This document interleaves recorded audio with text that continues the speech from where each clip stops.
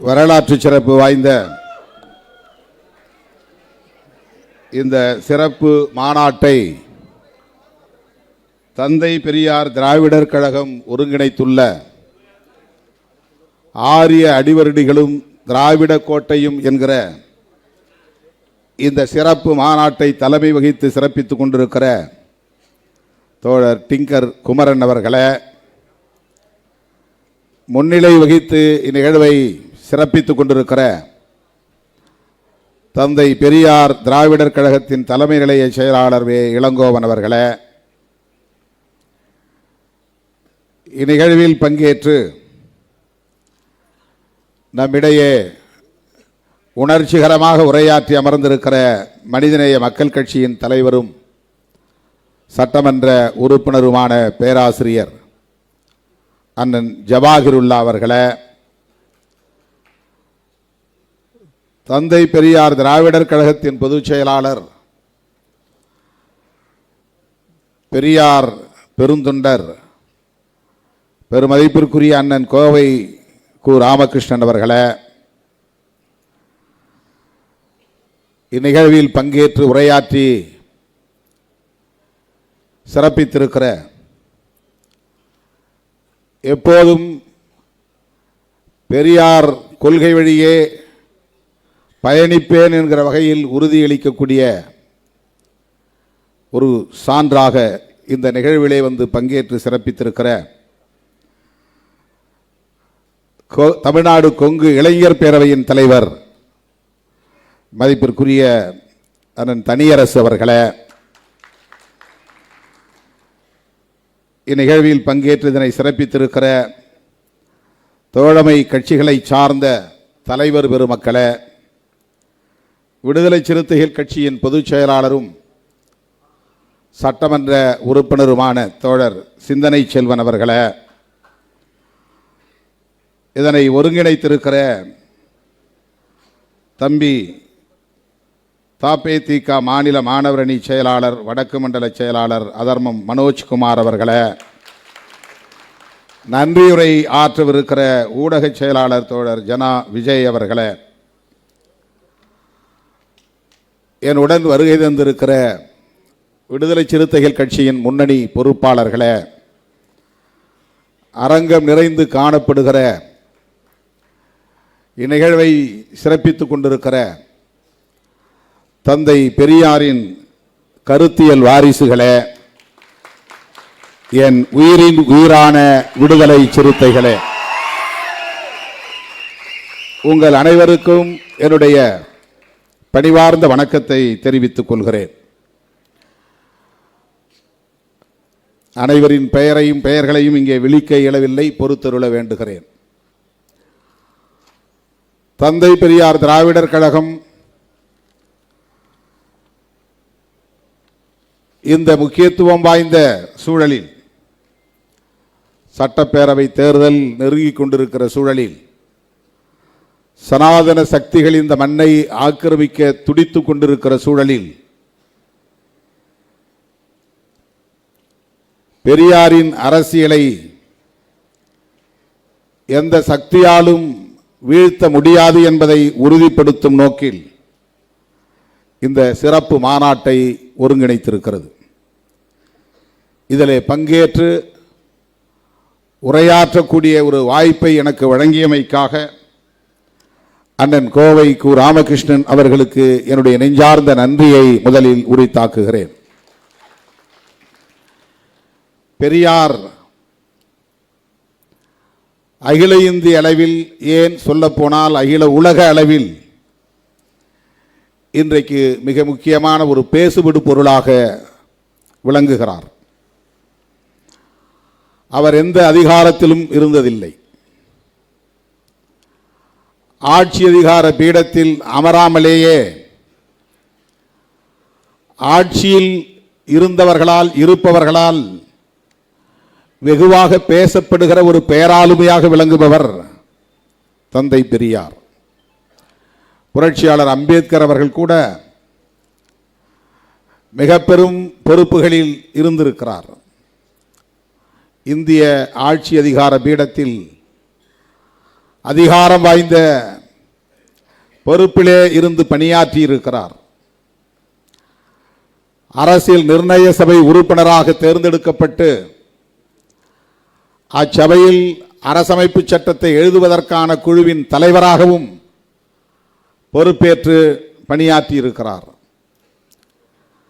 அப்படி புரட்சியாளர் அம்பேத்கர் அவர்களைப் போல அரசியல் தளத்தில் ஆட்சி அதிகாரத்தில் எந்த பொறுப்பையும் வகிக்காமல் இன்றைக்கு மிகப்பெரிய தாக்கத்தை அரசியல் களத்தில் ஏற்படுத்தி வருபவர் தந்தை பெரியார்.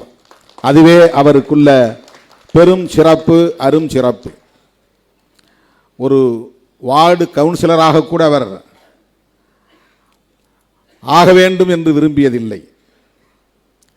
தமிழ்நாட்டின் முதலமைச்சராக பொறுப்பேற்கக்கூடிய அளவுக்கான சூழலும் அவரை தேடி வந்தது. ஆனாலும் அதை விரும்பவில்லை. அப்படி அதிகார வேட்கை இல்லாத ஒருவர் பதவிக்காக பொது வாழ்க்கைக்கு வந்து ஆசை வார்த்தைகளை பேசி அரசியல் செய்ய வேண்டும் என்கிற நோக்கமில்லாத ஒருவர் சாதிய அமைப்பால் பஞ்சமர்களைப் போல எந்த இழிவையும் அவமானத்தையும் சந்திக்காமல் சாதியை ஒழிக்க வேண்டும் என்று போராடிய ஒருவர் தந்தை பெரியார் மட்டும்தான். இது இந்திய அரசியலில் அவருக்குள்ள தனி சிறப்பு. அவர் செல்வந்தர் குடும்பத்தில் பிறந்தவர். ஓரளவுக்கு தகுதி, இந்து சமூக கட்டமைப்பிலே தகுதி உண்டு என்கிற ஒரு சாதிய அடையாளத்தோடு பிறந்தவர். அதாவது தமிழகத்தில் தொட்டால் தீட்டு கண்டால் தீட்டு என்கிற நிலையில் உள்ள சமூக அடையாளம் அவருக்கு இல்லை. சமூகத்தில் அவருக்கு மதிப்புண்டு என்கிற அளவுக்கான ஒரு சமூக அடையாளம், நாயக்கர் என்கிற சமூக அடையாளம். ஆகவே அவருக்கு எந்த இடத்திலும் கோவிலிலே நுழையக்கூடாது, குளத்திலே இறங்கக்கூடாது, செருப்பு அணியக்கூடாது என்கிற நெருக்கடிகள் இல்லை, கட்டுப்பாடுகள் இல்லை, அவமானங்கள் இல்லை, அவமதிப்புகள் இல்லை. அப்படிப்பட்ட ஒரு சமூக தகுதியுள்ள குடும்பத்தில் பிறந்தவர், பொருளாதார வசதி படைத்த குடும்பத்தில் பிறந்தவர், பல கோவில்களில் தர்மகர்த்தா பொறுப்பை வகித்த தந்தைக்கு மகனாக பிறந்தவர். இப்படிப்பட்ட சோசியல் ஸ்டேட்டஸ், சமூக தகுதி அவருக்கு உண்டு. அவர் விரும்பியிருந்தால் அந்த வாழ்வே சுகமானது என்று அப்படியே வாழ்ந்திருக்க முடியும். இன்னும் பொருளாதாரத்தை மேம்படுத்திக் கொள்வதற்கான தொழிலை, வணிகத்தை நாடி சென்றிருக்க முடியும். நிலபுலங்களும் அவருக்கு ஏராளம் இருந்தன. ஒரு நிலக்கிழார் குடும்பத்திலும் பிறந்தவர். அப்படிப்பட்ட ஒருவர் தனது இறுதி மூச்சு வரையில் பொது வாழ்விலே தன்னை ஒப்படைத்துக் கொண்டார் என்றால் அவருடைய உழைப்பையும் ஈகத்தையும் ஒருவன் உள்நோக்கத்தோடு கொச்சைப்படுத்துகிறான் என்றால் அவன் இந்த மண்ணில் தமிழனாக வாழ தகுதியற்றவன், மனிதனாக வாழ தகுதியற்றவன் என்றுதான் நாம் புரிந்து கொள்ள வேண்டும். அவருடைய உழைப்பை சந்தேகப்படுவது, அவருடைய நோக்கத்திற்கு களங்கம் விளைவிக்கக்கூடிய வகையில் கற்பிதமான கருத்துக்களை, அவதூறுகளை பரப்புவது மிகவும் அற்பமான ஒரு அரசியல். பொது வாழ்க்கைக்கு வரக்கூடிய பலர் ஏன் 99.99 விழுக்காடு பதவி ஆசை,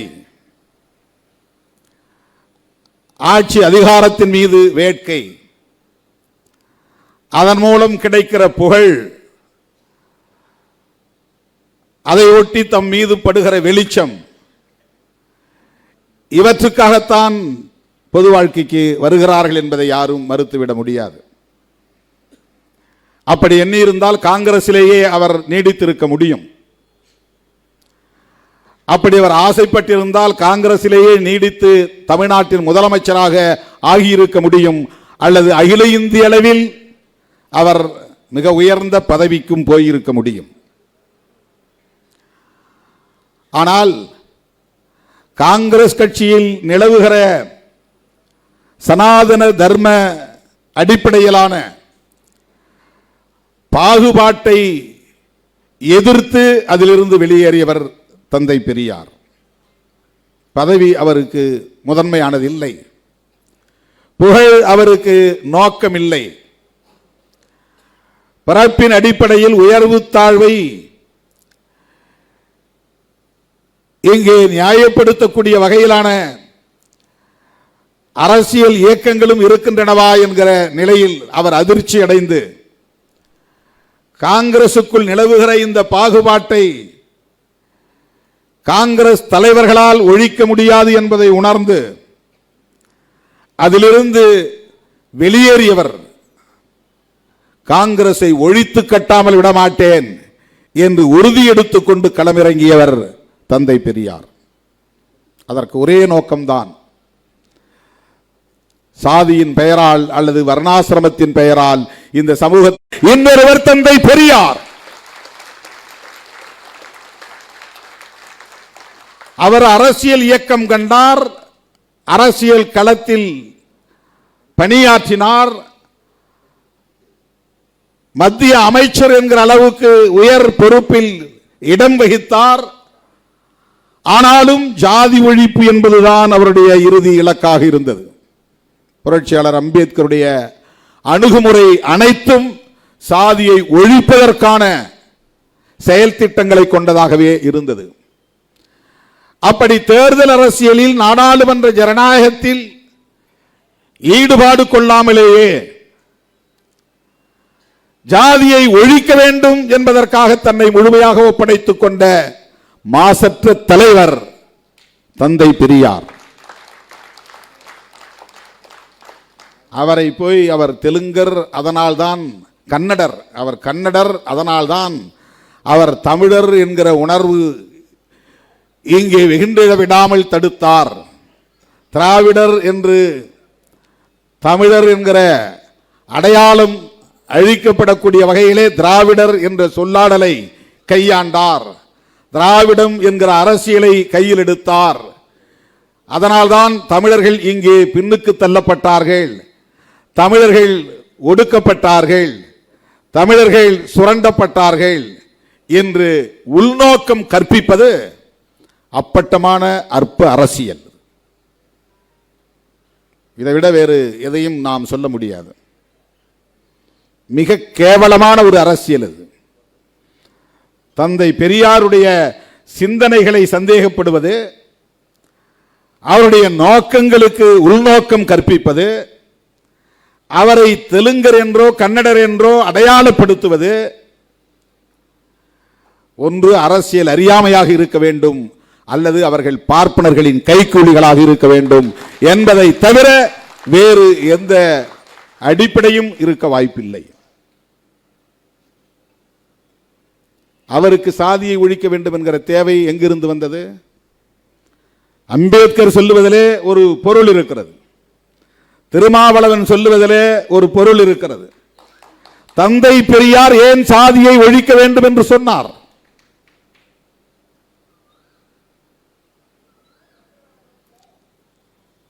இந்த கோணத்திலே தோழர்கள் சிந்திக்க வேண்டும். அவர் எதற்காக பார்ப்பனர்களை எதிர்க்க வேண்டும்? அதிகார பீடத்தில் ஆதிக்கம் செலுத்துகிற அந்த கும்பலோடு கைகோர்த்து குழாவ முடியுமே, அவர்களோடு சேர்ந்து ஆனந்த கூத்தாட முடியுமே, பதவிகளில் அமர்ந்து பட்டங்களை சுமந்து திரிய முடியுமே. ஆனால் ஏன் அதிகாரமும் ஆதிக்கமும் நிறைந்த பார்ப்பனர்களை எதிர்க்கிற நிலைப்பாட்டை தந்தை பெரியார் எடுத்தார்? அது வெறும் பார்ப்பன சமூகத்தின் மீதான வெறுப்பு அல்ல, இந்த சமூகத்தில் நிலை கொண்டிருக்கிற ஒரு தத்துவத்திற்கு எதிரான போர். ஆரியம், பார்ப்பனியம், சனாதனம் என்கிற கோட்பாட்டுக்கு எதிரான போர். இந்த அடிப்படை அறிவில்லாதவர்கள் தான் தந்தை பெரியாரை அடையாள அரசியலுக்குள் ஆழ்த்த பார்க்கிறார்கள், வீழ்த்த பார்க்கிறார்கள். அவர் எந்த அடையாளத்துக்குள்ளும் தன்னை ஆட்படுத்திக் கொள்ளவில்லை. அடையாள அரசியல் அவருக்கு ஒருபோதும் உடன்பாடு இல்லை. தன்னை தமிழன் என்று சொல்லிக் கொள்வதோ அல்லது கன்னடன் என்று சொல்லிக் கொள்வதோ அல்லது திராவிடன் என்று சொல்லிக் கொள்வதோ அல்லது இந்து என்று சொல்லிக் கொள்வதோ அப்படிப்பட்ட இந்தியன் என்று சொல்லிக் கொள்வதிலோ அவருக்கு எந்த உடன்பாடும் கிடையாது. எல்லா வரம்புகளையும் கடந்த ஒரு மாமனிதர் தந்தை பெரியார். இந்த சில்லுண்டிகளின் கற்பனைகளுக்கு ஆட்படாதவர் தந்தை பெரியார். உங்க கற்பனைக்கெல்லாம் அவர் கூட பிடிபடவே மாட்டார். அவர் ஒரு உலகம் தழுவிய பார்வை கொண்டவர், தத்துவார்த்த அடிப்படையோடு சமூகத்தை அணுகியவர், கோட்பாட்டு அணுகுமுறைகளோடு செயல் திட்டங்களை வரையறுத்துக் கொண்டவர். எந்த நிலைப்பாட்டை எடுத்தாலும் அதில் சாதி ஒழிப்பு தான் அவரது இலக்கு. தமிழன் என்று பேசினாலும் மொழியால் தமிழன் என்கிற உணர்வல்ல, அதில் ஜாதி ஒழிப்பு இருந்தால், அந்த செயல் திட்டம் இருந்தால் அதை உயர்த்தி பிடித்தார். அவ்வளவுதான். நான் இந்த மொழிக்குரியவன் என்று ஒருபோதும் அவர் பெருமை பேசியதில்லை. நான் இந்த மதத்திற்குரியவன் என்று ஒருபோதும் அவர் அந்த வரலாற்று புனைவுகளை பெருமையாக முன்னிறுத்தியதில்லை. அவர் வெளிப்படையாகவே சொல்லுகிறார், எனக்கு மொழி அபிமானம் கிடையாது, எனக்கு இன அபிமானம் கிடையாது, எனக்கு தேச அபிமானமும் கிடையாது என்கிறார். இப்படி ஒரு தலைவர் 20ஆம் நூற்றாண்டிலே இந்தியாவில் தோன்றியது இவர் ஒருவர் மட்டும்தான்.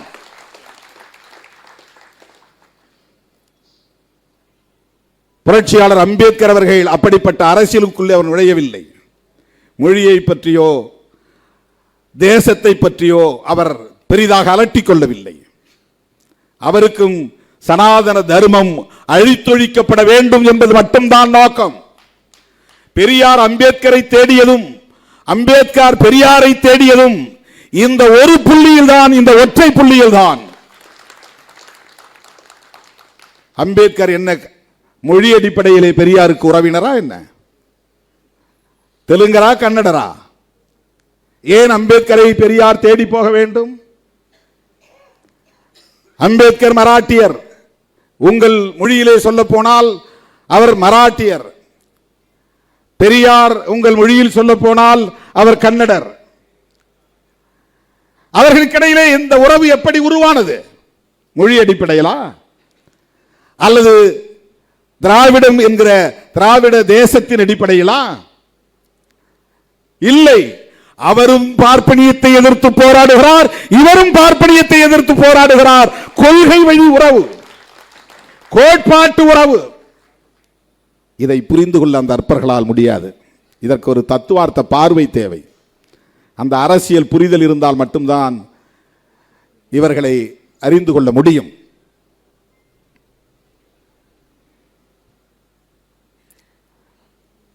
தந்தை பெரியார் திராவிடம் என்கிற ஒரு அரசியலை இங்கே முன்னிறுத்தியதற்கு காரணம் அவர் தமிழர் அல்லாதவர் என்று வியாக்கியானம் விளக்கம் சொல்லுகிறார்கள்.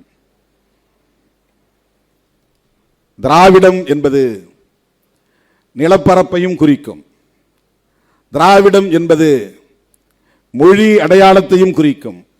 ஆனால் இந்த அளவுகோலை தந்தை பெரியார் எடுத்துக்கொள்ளவில்லை. ஐக்கியமாக அமைப்புகளை ஒருங்கிணைப்பதற்கு சென்னை மாகாணத்தில் உள்ள அனைவரும் தமிழ், மலையாளம், தெலுங்கு, கன்னடம், ஒடியா போன்ற மொழிகளை பேசக்கூடியவர்கள், சென்னை மாகாண எல்லைக்குட்பட்டவர்கள், அதை அண்டை பகுதியில் உள்ள சில இந்த மொழிகளை பேசக்கூடிய மக்கள், இவர்களை திராவிடர்கள் என்று அவர் அடையாளப்படுத்தியது கூட வட இந்தியர்களின் ஆதிக்கத்தை எதிர்ப்பதற்கு இது பயன்படும் என்கிற அடிப்படையில் தானே தவிர மொழி அடிப்படையில் அல்ல. மொழி அடிப்படையில் அல்ல. அவர் ஒரே நேரத்தில் இரண்டு எதிரிகளை முன்னிறுத்துகிறார். ஒன்று வட இந்தியர்களின் ஆதிக்கம், வடவர் ஆதிக்கம், அதை எதிர்க்க வேண்டும். இரண்டு, இந்தியா முழுவதும் ஆக்கிரமித்திருக்கிற சனாதன தர்மத்தை அழித்தொழிக்க வேண்டும். சனாதன தர்மத்தை அழிப்பதற்கு அவர் செயல் திட்டங்களை வரையறுக்கிற போது அதற்கு அடிப்படையான தத்துவம் என்ன, அதை பின்பற்றக்கூடியவர்கள் யார், அதை கட்டி காப்பாற்றக்கூடியவர்கள் யார், அதனால் பயன்பெறக்கூடியவர்கள் யார் என்று பார்க்கிற போது அதனால் பெரும் பயன் அடையக்கூடியவர்கள் ஆரியர்களும் பிராமணர்களும். ஆரியர்களும் பிராமணர்களும் ஒன்று என்று நாம் கருதுவோம். பிராமணர்கள் உள்ளடங்கிய ஆரிய இனம் என்பது பரந்தது. ஆரியர்கள் என்றால் பார்ப்பனர்களை மட்டும் குறிக்காது. பார்ப்பனர்களும் ஆரியர்கள், பார்ப்பனர் அல்லாத பனியாக்களும் ஆரியர்கள் என்றுதான் தங்களை அடையாளப்படுத்திக் கொள்கிறார்கள். இன்னும் சொல்ல போனால் இஸ்லாமியர்கள் கூட ஈரானில் இருந்து வந்தவர்கள் இன்றைக்கு பார்சி மதத்தை எங்கள் மதம் என்று சொல்லிக் கொள்ளக்கூடிய அந்த பெர்சியன்ஸ், அவர்களும் தங்களை ஆரியர்கள் என்றுதான் சொல்லிக் கொள்கிறார்கள். வைசியர்களும் கூட, சில வைசியர்கள் வட இந்தியாவை சார்ந்த வைசியர்களும் தங்களை ஆரியர்கள் என்றே சொல்லிக் கொள்கிறார்கள். ஜெர்மானிய நாட்டை சார்ந்த ஹிட்லரும் கூட ஆரியன் தான். ஜெர்மானிய நாட்டை சார்ந்தவர்களும் ஆரியர்கள் தான். ஆகவே ஆரியர்கள் என்பது ஒரு பரந்த ரேஷியல் குரூப். அது திராவிடியன் என்பது ஒரு ரேஸ், ஆரியன் என்பது ஒரு ரேஸ். இந்தியாவில் 2 மனித இன வகை உள்ளன. திராவிடர்கள் என்றால் ஆரியர் அல்லாத அனைவரும் திராவிடர்கள் தான். ஆரியர்கள் பிராமணர்கள் உள்ளிட்ட ஆரியர்கள் அனைவரும் ஆரியன் ரேஸ். திராவிடர்களில் பல மொழி பேசக்கூடியவர்கள் இருக்கிறார்கள். அப்படி பார்த்தால் பிராமணர்களும் தமிழ் பேசக்கூடிய பிராமணர்கள் இங்கே உண்டு. ஆகவேதான் மொழி அடிப்படையில் ஒரு ஐக்கியத்தை கட்டுவது பார்ப்பனர்களையும் உள்வாங்கக்கூடிய நிலை ஏற்பட்டுவிடும் என்கிற அச்சம் தந்தை பெரியாருக்கு இருந்தது. எந்த இடத்திலும் பார்ப்பனர்களை தனிமைப்படுத்த வேண்டும், அந்நியப்படுத்த வேண்டும், பார்ப்பனர் அல்லாத சமூகத்தினரை ஐக்கியப்படுத்த வேண்டும் என்பது மட்டுமே அவருடைய செயல் திட்டமாக இருந்தது. அதனால்தான் நான் பிராமின் மூவ்மெண்ட், பார்ப்பனர் அல்லாதார் இயக்கம். மேலோட்டமாக பார்த்தா பார்ப்பனர்கள் ரொம்ப சிறுபான்மை தானே, அவங்களுக்கு எதிராக ஏன் பெரியார் அப்படி சிந்தித்தார், அவங்களை தனிமைப்படுத்தலாமா? இப்போ அவங்கள சிறுபான்மை மக்களை அப்படி தனிமைப்படுத்தி அந்நியப்படுத்தி அவர்களுக்கு எதிரான துவேஷத்தை, வெறுப்பை விதைப்பது எந்த வகையிலே நியாயம் என்று கேட்கலாம். அவர்கள் 3% தான். ஆனால் அவர்களின் ஆதிக்கம் அகில இந்தியா முழுமைக்கும் அனைத்து துறைகளிலும் இருந்தது.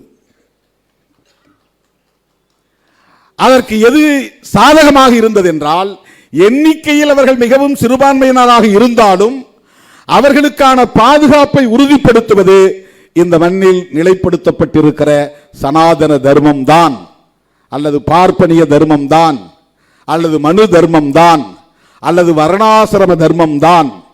இதை கண்டு வந்தவர் தந்தை பெரியார்.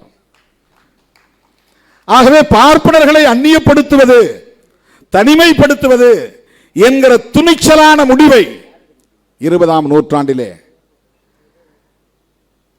உயர்த்தி பிடித்தவர் தந்தை பெரியார். இது சாதாரணமான காரியம் இல்லை. இந்த துணிச்சல் எல்லோருக்கும் வந்து விடாது. உயர் நீதிமன்ற நீதிபதிகளாக இருந்தாலும் உச்ச நீதிமன்ற நீதிபதிகளாக இருந்தாலும் இன்றைக்கும் அவர்களே பெரும்பான்மையாக இருக்கிறார்கள். சாதி எண்ணிக்கையில் சிறுபான்மையாக இருந்தாலும் அதிகார பீடத்தில் அவர்கள் தான் பெரும்பான்மையாக இருக்கிறார்கள். உச்ச நீதிமன்ற நீதிபதிகளில் எத்தனை பேர் ஓபிசி? எஸ்சி எஸ்டி விடுங்க, எத்தனை பேர் ஓபிசி? மோடியின் கைகளை உயர்த்தி பிடிக்கிற சாதி இந்து அடையாளம் உள்ள தலைவர்களை பார்த்து கேட்கிறேன். திரு எடப்பாடி பழனிசாமி அவர்களை பார்த்து கேட்கிறேன். தமிழ்நாட்டிலே தேசிய ஜனநாயக கூட்டணியின் ஆட்சி மலரும் என்று சொல்லுகிறீர்கள், அதற்கு பொருள் என்ன? பாரதிய ஜனதாவின் ஆட்சி மலரும் என்றுதானே பொருள். அது உங்களால் புரிந்து கொள்ள முடிகிறதா இல்லையா? திமுக தலைமையிலான கூட்டணியை நாங்கள் திமுக கூட்டணி என்கிறோம். அதிமுக தலைமையிலான கூட்டணியை நீங்கள் தேசிய ஜனநாயக கூட்டணி என்கிறீர்கள். உங்களால் அதை அதிமுக கூட்டணி என்று கூட சொல்ல முடியாத அளவுக்கு பலவீனப்பட்டு நிற்கிறீர்கள். நாளைக்கு அதிமுக கூட்டணி ஆட்சிக்கு வந்தால் அது பாஜக ஆட்சிக்கு வந்ததாகத்தான் பொருள். பாஜக ஆட்சிக்கு வந்தது என்றால் ஆர்எஸ்எஸ் ஆட்சிக்கு வந்ததாகத்தான் பொருள். ஆர்எஸ்எஸ் ஆட்சிக்கு வந்தது என்றால் ஆரியர்கள் பார்ப்பனர்கள் ஆட்சிக்கு வந்து விட்டார்கள் என்றுதான் பொருள். ஆரியர்கள் பார்ப்பனர்கள் ஆட்சிக்கு வந்து விட்டார்கள் என்று சொன்னால் பெரியார் வீழ்த்த நினைத்த சனாதனம் மீண்டும் இங்கே வலுப்பெற்று விட்டது என்றுதான் பொருள். இப்போது புரிகிறதா ஏன் திருமாவளவன் திமுகவோடு உடும்பு பிடியாக இருக்கிறான் என்று உங்களால் புரிந்து கொள்ள முடிகிறதா? சில அற்பர்கள் மூடர்கள் ஏதோ சில லாபங்களுக்காக ஆதாயங்களுக்காக திருமாவளவன் திமுகவோடு ஒட்டி கொண்டிருக்கிறான் என்று கருதுகிறார்கள். இல்லை, பெரியாரின் கருத்துக்களுக்கு வலு சேர்க்க வேண்டும் என்கிற தேவை இருக்கிறது. தேர்தல் அரசியலில் இருந்தாலும் இந்த கருத்தில் உடும்பு பிடியாக இருக்கிற இயக்கம் விடுதலை சிறுத்தைகள் கட்சி. இதனால் என்ன பாதிப்பு நேர்ந்தாலும் இழப்பு நேர்ந்தாலும் சேதமடைந்தாலும் அதை எதிர்கொள்வதற்கு தயாராக இருக்கிற இயக்கம் விடுதலை சிறுத்தைகள் கட்சி. திராவிடர் கழகம் திமுக கழகம் என்கிற இரண்டு கட்சிகளோடு பெரியாரின் சிந்தனைகள் பூண்டற்று போய்விடும் என்று கருதாதீர்கள். சிறுத்தைகள் இருக்கிற வரையில் இந்த மண்ணில் எந்த கொம்பனாலும் பெரியாரியத்தை வீழ்த்த முடியாது, அசைக்க முடியாது என்பதை நான் உறுதிப்படுத்த கடமைப்பட்டிருக்கிறேன். விடுதலை சிறுத்தைகள் கட்சி அம்பேத்கர் இயக்கம் மட்டுமல்ல, இது ஒரு பெரியார் இயக்கம். பெரியார் என்கிற அடையாளம் சிதைக்கப்பட்டால், பெரியாரின் சிந்தனைகள் அழித்தொழிக்கப்பட்டால் சிறுத்தைகளுக்கு இங்கே வேலை இல்லாமல் போய்விடும், அரசியல் செய்ய முடியாமல் போய்விடும். எங்களின் அரசியல் ஆதாரமே பெரியாரும் அம்பேத்கரும் தான்.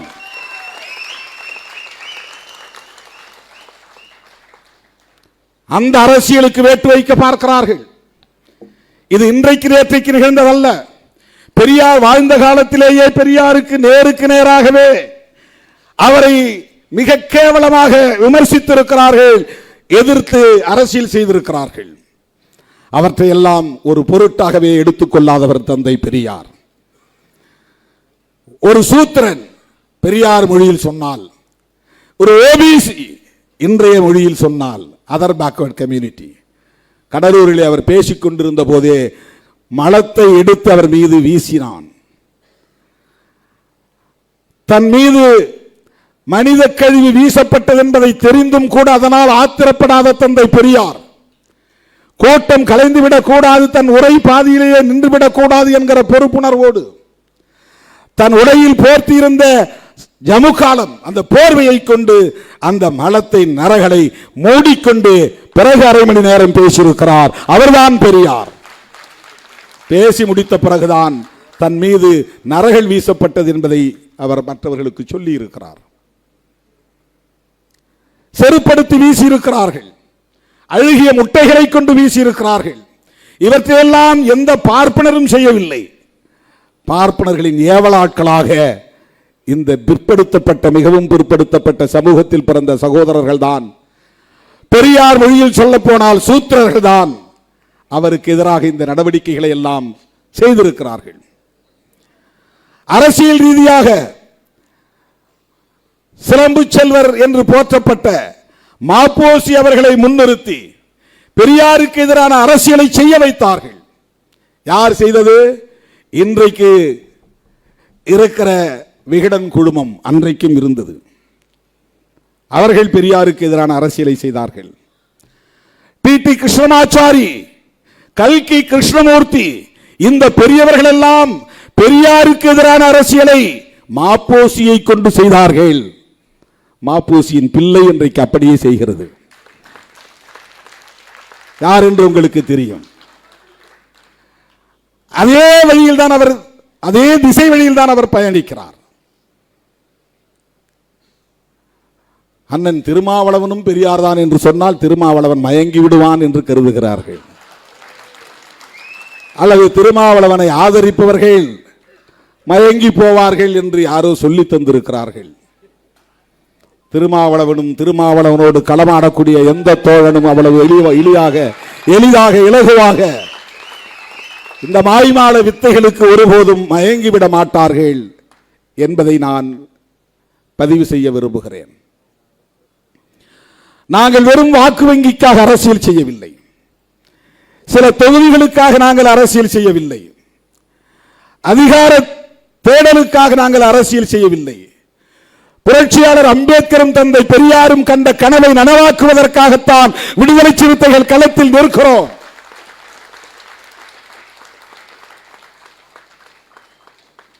தேர்தல் நேரத்தில் கட்சியை கலைச்சிட்டு புதுசா பொறுப்பு போடக்கூடிய துணிச்சல் யாருக்காவது உண்டா?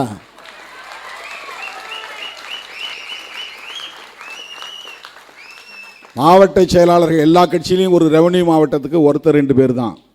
இந்தியாவுக்கே வழிகாட்டக்கூடிய வகையில் ஒரு சட்டமன்ற தொகுதிக்கு ஒரு மாவட்ட செயலாளர், 234 மாவட்ட செயலாளர்களை அறிவித்துவிட்டு வந்து நான் மேடையில் நிற்கிறேன். ஒரு சட்டமன்ற தொகுதி தான் உனக்கு போய் வேலை செய்ய தொகுதி மாவட்ட செயலாளர். எங்களுக்கு நிலப்பரப்பு குறைஞ்சி போச்சு அப்படின்னு சிலருக்கு அதிருப்தி இருக்கலாம். என்னை விட கீழான நிலையில் இருந்தவனெல்லாம் நீங்கள் மாவட்ட செயலாளர் ஆக்கிட்டீங்க என்று சில பேருக்கு வருத்தம் இருக்கலாம். ஆனால் என்னை ஏற்றுக்கொண்ட தோழர்கள் ஒருபோதும் இதற்காக வெளியேற மாட்டார்கள், விலக மாட்டார்கள். தொடக்கத்திலிருந்து நான் முதலாக இந்த இயக்கத்தின் தலைமை பொறுப்பை ஏற்ற நாளில் இருந்து புரட்சியாளர் அம்பேத்கரோடு தந்தை பெரியாரின் திருவுருவப் படத்தையும் பொறித்து துண்டறிக்கைகளை விநியோகித்து ஒவ்வொரு சேரிக்கும் கொண்டு போய் சேர்த்தவன் திருமாவளவன். இன்றைக்கு நேற்றுக்கு அப்ப நான் தேர்தல் பாதையை கூடாதுன்னு சொன்ன காலம், 10 ஆண்டு காலம் தேர்தல் பாதை வேண்டாம் என்று அரசியல் செய்த நேரத்தில் பெரியாரை, புரட்சியாளர் அம்பேத்கரை, இருவரும் ஆசான்களை கொள்கை ஆசான்கள் என்று பிரகடனம் செய்தவன் திருமாவளவன். பல பேர் விமர்சனம் செய்தார்கள், நான் அதை ஒரு பொருட்டாக எடுத்துக்கொள்ளவில்லை. அதே அடிப்படையில் தான் இன்றைக்கும் நாங்கள் இயங்கிக் கொண்டிருக்கிறோம். திராவிடம் என்கிற சொல் நிலப்பரப்பை குறிக்கும், அது ஒரு பார்வை. மொழிகளை அடையாளப்படுத்தும், அது ஒரு பார்வை. அதைவிட முக்கியமானது பெரியார் பார்வை என்னவென்றால் கருத்தியலை அடையாளப்படுத்தும் என்பதுதான், ஐடியாலஜிக்கல் ஐக்கன். திராவிடம் என்பதை பெரியார் பார்வை கொண்டு ஒரு கருத்தியலாகத்தான் அணுக வேண்டும். திராவிடத்தை வெறும் நிலப்பரப்பாகவோ திராவிடத்தை வெறும் மொழி அடையாளமாகவோ பார்ப்பவனுக்கு பெரியாரை புரிந்து கொள்ள முடியாது. என்றைக்கு அவர் தெலுங்கர் என்கிற பற்று கொண்டு தெலுங்கர்களுக்காக பேசியிருக்கிறார், அல்லது கன்னடர் என்கிற பற்று கொண்டு கன்னடர்களுக்காக பேசியிருக்கிறார், தமிழர்களுக்காக யாரும் போராட முன்வரவில்லை என்பதனால் நான் அந்த சுமையை என் தோளில் போட்டுக் கொண்டு திரிகிறேன் என்று சொன்னவர் தந்தை பெரியார். நீங்க சொல்ற எவனும் தமிழர்களுக்காக போராட முன்வரவில்லையே. பெரியார் மட்டும்தான் தியாகம் செய்தாரா, அவர் இல்லையா, இவர் இல்லையா என்றெல்லாம் கேள்வி எழுப்புகிறார்கள். அப்படி பார்த்தால் அண்ணன் பிரபாகரனோடு எத்தனையோ போராளிகள் உயிரிழந்திருக்கிறார்கள், ஈகம் செய்திருக்கிறார்கள். ஆனால் நாம் ஏன் பிரபாகரன் அவர்களை மட்டும் உயர்த்தி பிடிக்கிறோம்? அதுதான் அரசியல். பிரபாகரன் என்கிற அந்த மாமனிதரை, மேதகு அண்ணன் பிரபாகரன் அவர்களை சொன்னால் ஆயிரக்கணக்கான லட்சக்கணக்கான போராளிகளையும் குறிக்கும், அவ்வளவுதான். பெரியாரை சொன்னால் அதற்குள்ளே எல்லா போராளிகளும் அடக்கம். மொழிக்காக போராடியவர்கள், இன உரிமைகளுக்காக போராடியவர்கள், இந்தியை எதிர்த்து ஈகம் செய்தவர்கள், ஆரியத்தை பார்ப்பனியத்தை எதிர்த்து களமாடியவர்கள், இலக்கிய தலங்களில் பணியாற்றியவர்கள், அத்தனை பேரையும் குறிக்கும். வீம்புக்கு வரட்டுவாதம் செய்கிறார்கள். அதற்கு என்ன காரணம் என்றால் பெரியார் என்கிற அடையாளம்தான் உத்தரப்பிரதேசத்திலும் தாக்கத்தை ஏற்படுத்துகிறது, பீகாரிலும் தாக்கத்தை ஏற்படுத்துகிறது, அகில இந்திய அளவிலும் உலக அளவிலும் இன்றைக்கு சுயமரியாதை குறித்த விவாதம் இன்றைக்கு உயர்த்தி பிடிக்கப்படுகிறது. சுவிட்சர்லாந்தில் தாவோஸ் என்கிற இடத்தில் நடைபெறுகிற ஒரு பொருளாதார மாநாட்டில் பேசிய கனடிய பிரதமர் சுயமரியாதை தான் மனிதனுக்கு முதன்மையானது என்று பேசியிருக்கிறார் என்றால் அங்கே பெரியார் எதிரொலிக்கிறார். அரசியல் களத்தில் சுயமரியாதையை ஒரு பேசுவிடும் பொருளாக்கியவர், ஒரு விவாதத்திற்குரிய கோட்பாடாக மாற்றியவர், செல்ஃப் ரெஸ்பெக்ட் என்கிற இந்த சொற்றொடரை அரசியல் அரங்கில் புழக்கத்திற்கு கொண்டு வந்தவர், அறிமுகப்படுத்தியவர் தந்தை பெரியார். தோழர்களே, திராவிடம் என்பதை வெறும் மொழி அடையாளமாகவோ நிலப்பரப்பு என்கிற அடையாளமாகவோ தந்தை பெரியார் பார்க்கவில்லை. அது மதராஸ் மாகாணமாக இருந்த காலம், பிரிட்டிஷார் ஆட்சியில் இருந்தபோது Madras presidency Bombay presidency, Kolkata presidency, central province, united province, இப்படி இந்தியாவில் பல மாகாணங்கள் பிரிட்டிஷ் ஆட்சி எல்லைக்குட்பட்ட பகுதிகள் இருந்தன. அதுதான் பிரிட்டிஷ் இந்தியா. திருவாங்கூர் சமஸ்தானம் அது சமஷ்டி, அது தனி ஆட்சி நிர்வாகத்தை கொண்டது. ஹைதராபாத் நிஜாம் தனி ஆட்சி நிர்வாகம் கொண்டது. மைசூர் மகாராஜா தனி ஆட்சி, அது ஒரு சமஸ்தானம். இதுபோல் எண்ணற்ற பல சமஸ்தானங்கள் இந்தியாவிலே உண்டு.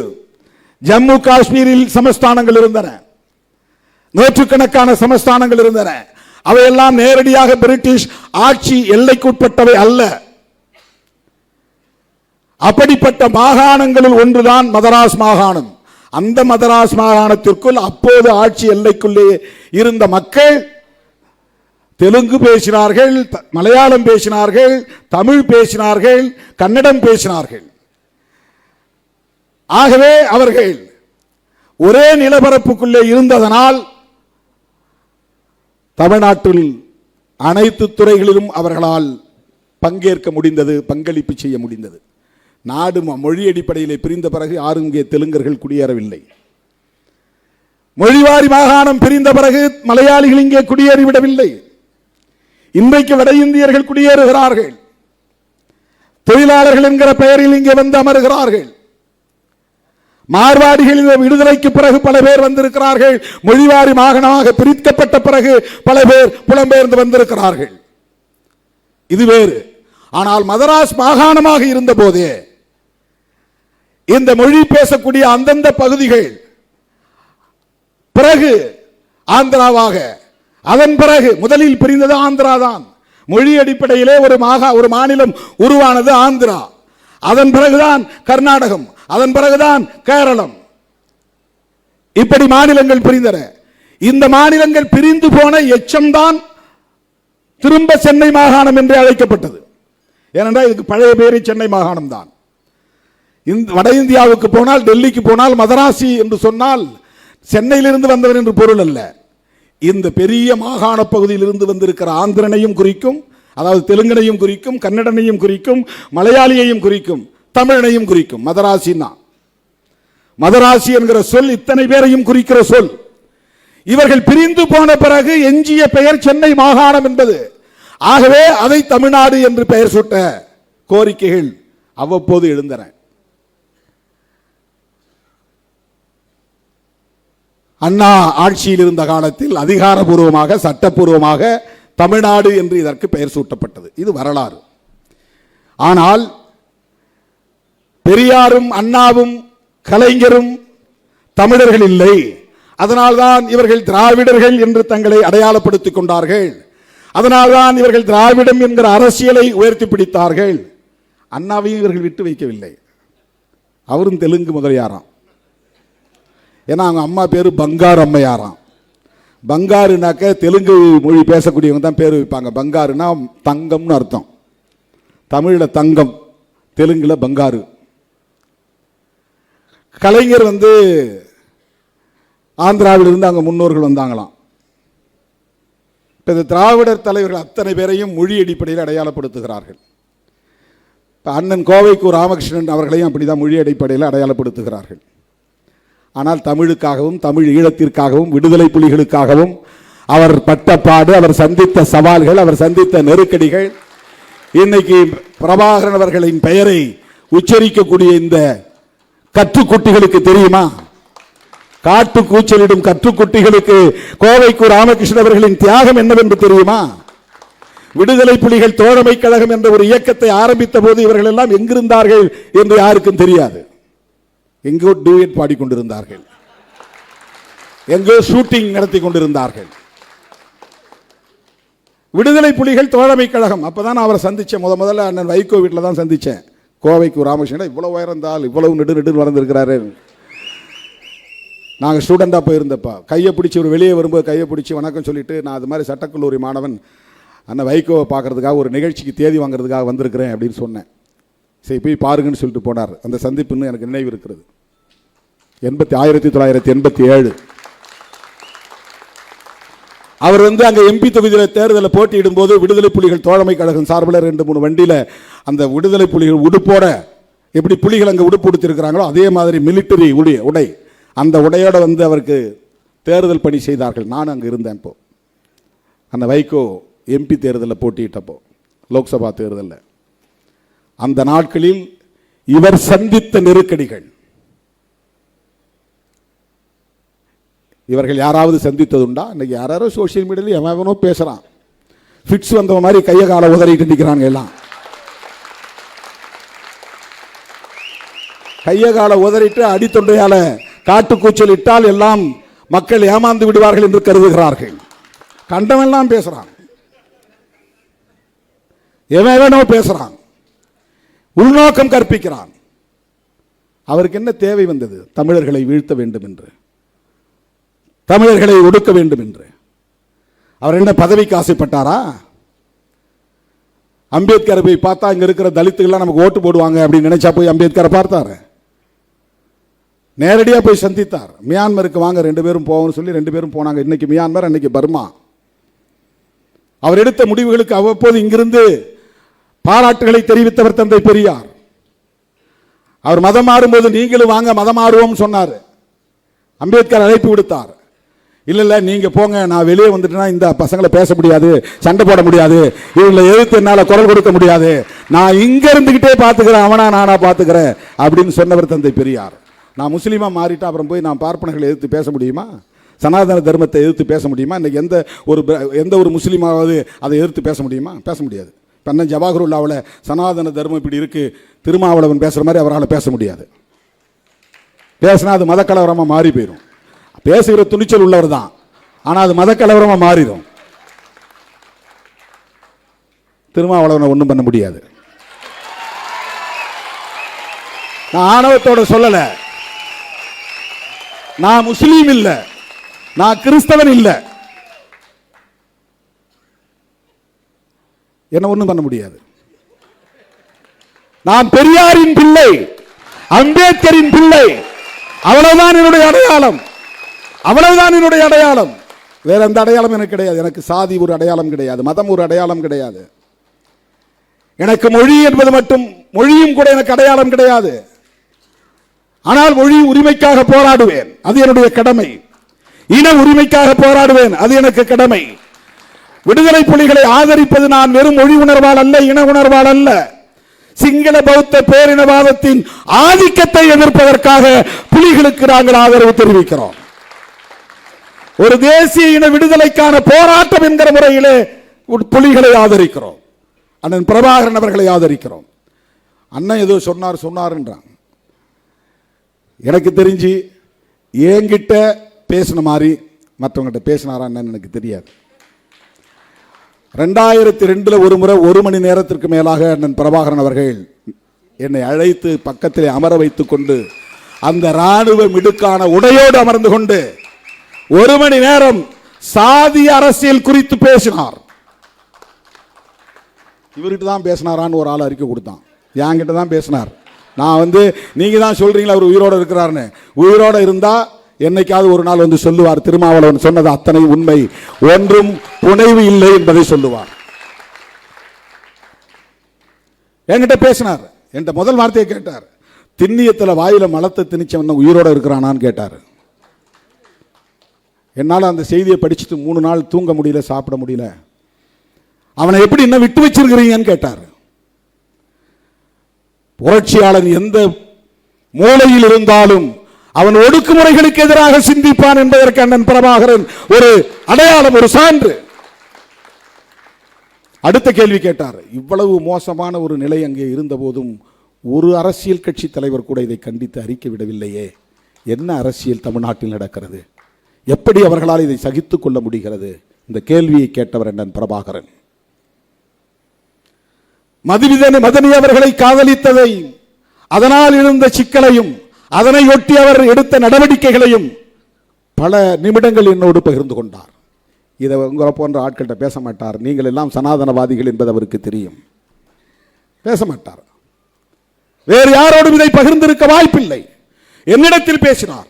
மதிவதனி அவர்களை நான் காதலித்ததால் அவருடைய தந்தையே எங்கள் காதலை ஏற்றுக்கொள்ளவில்லை.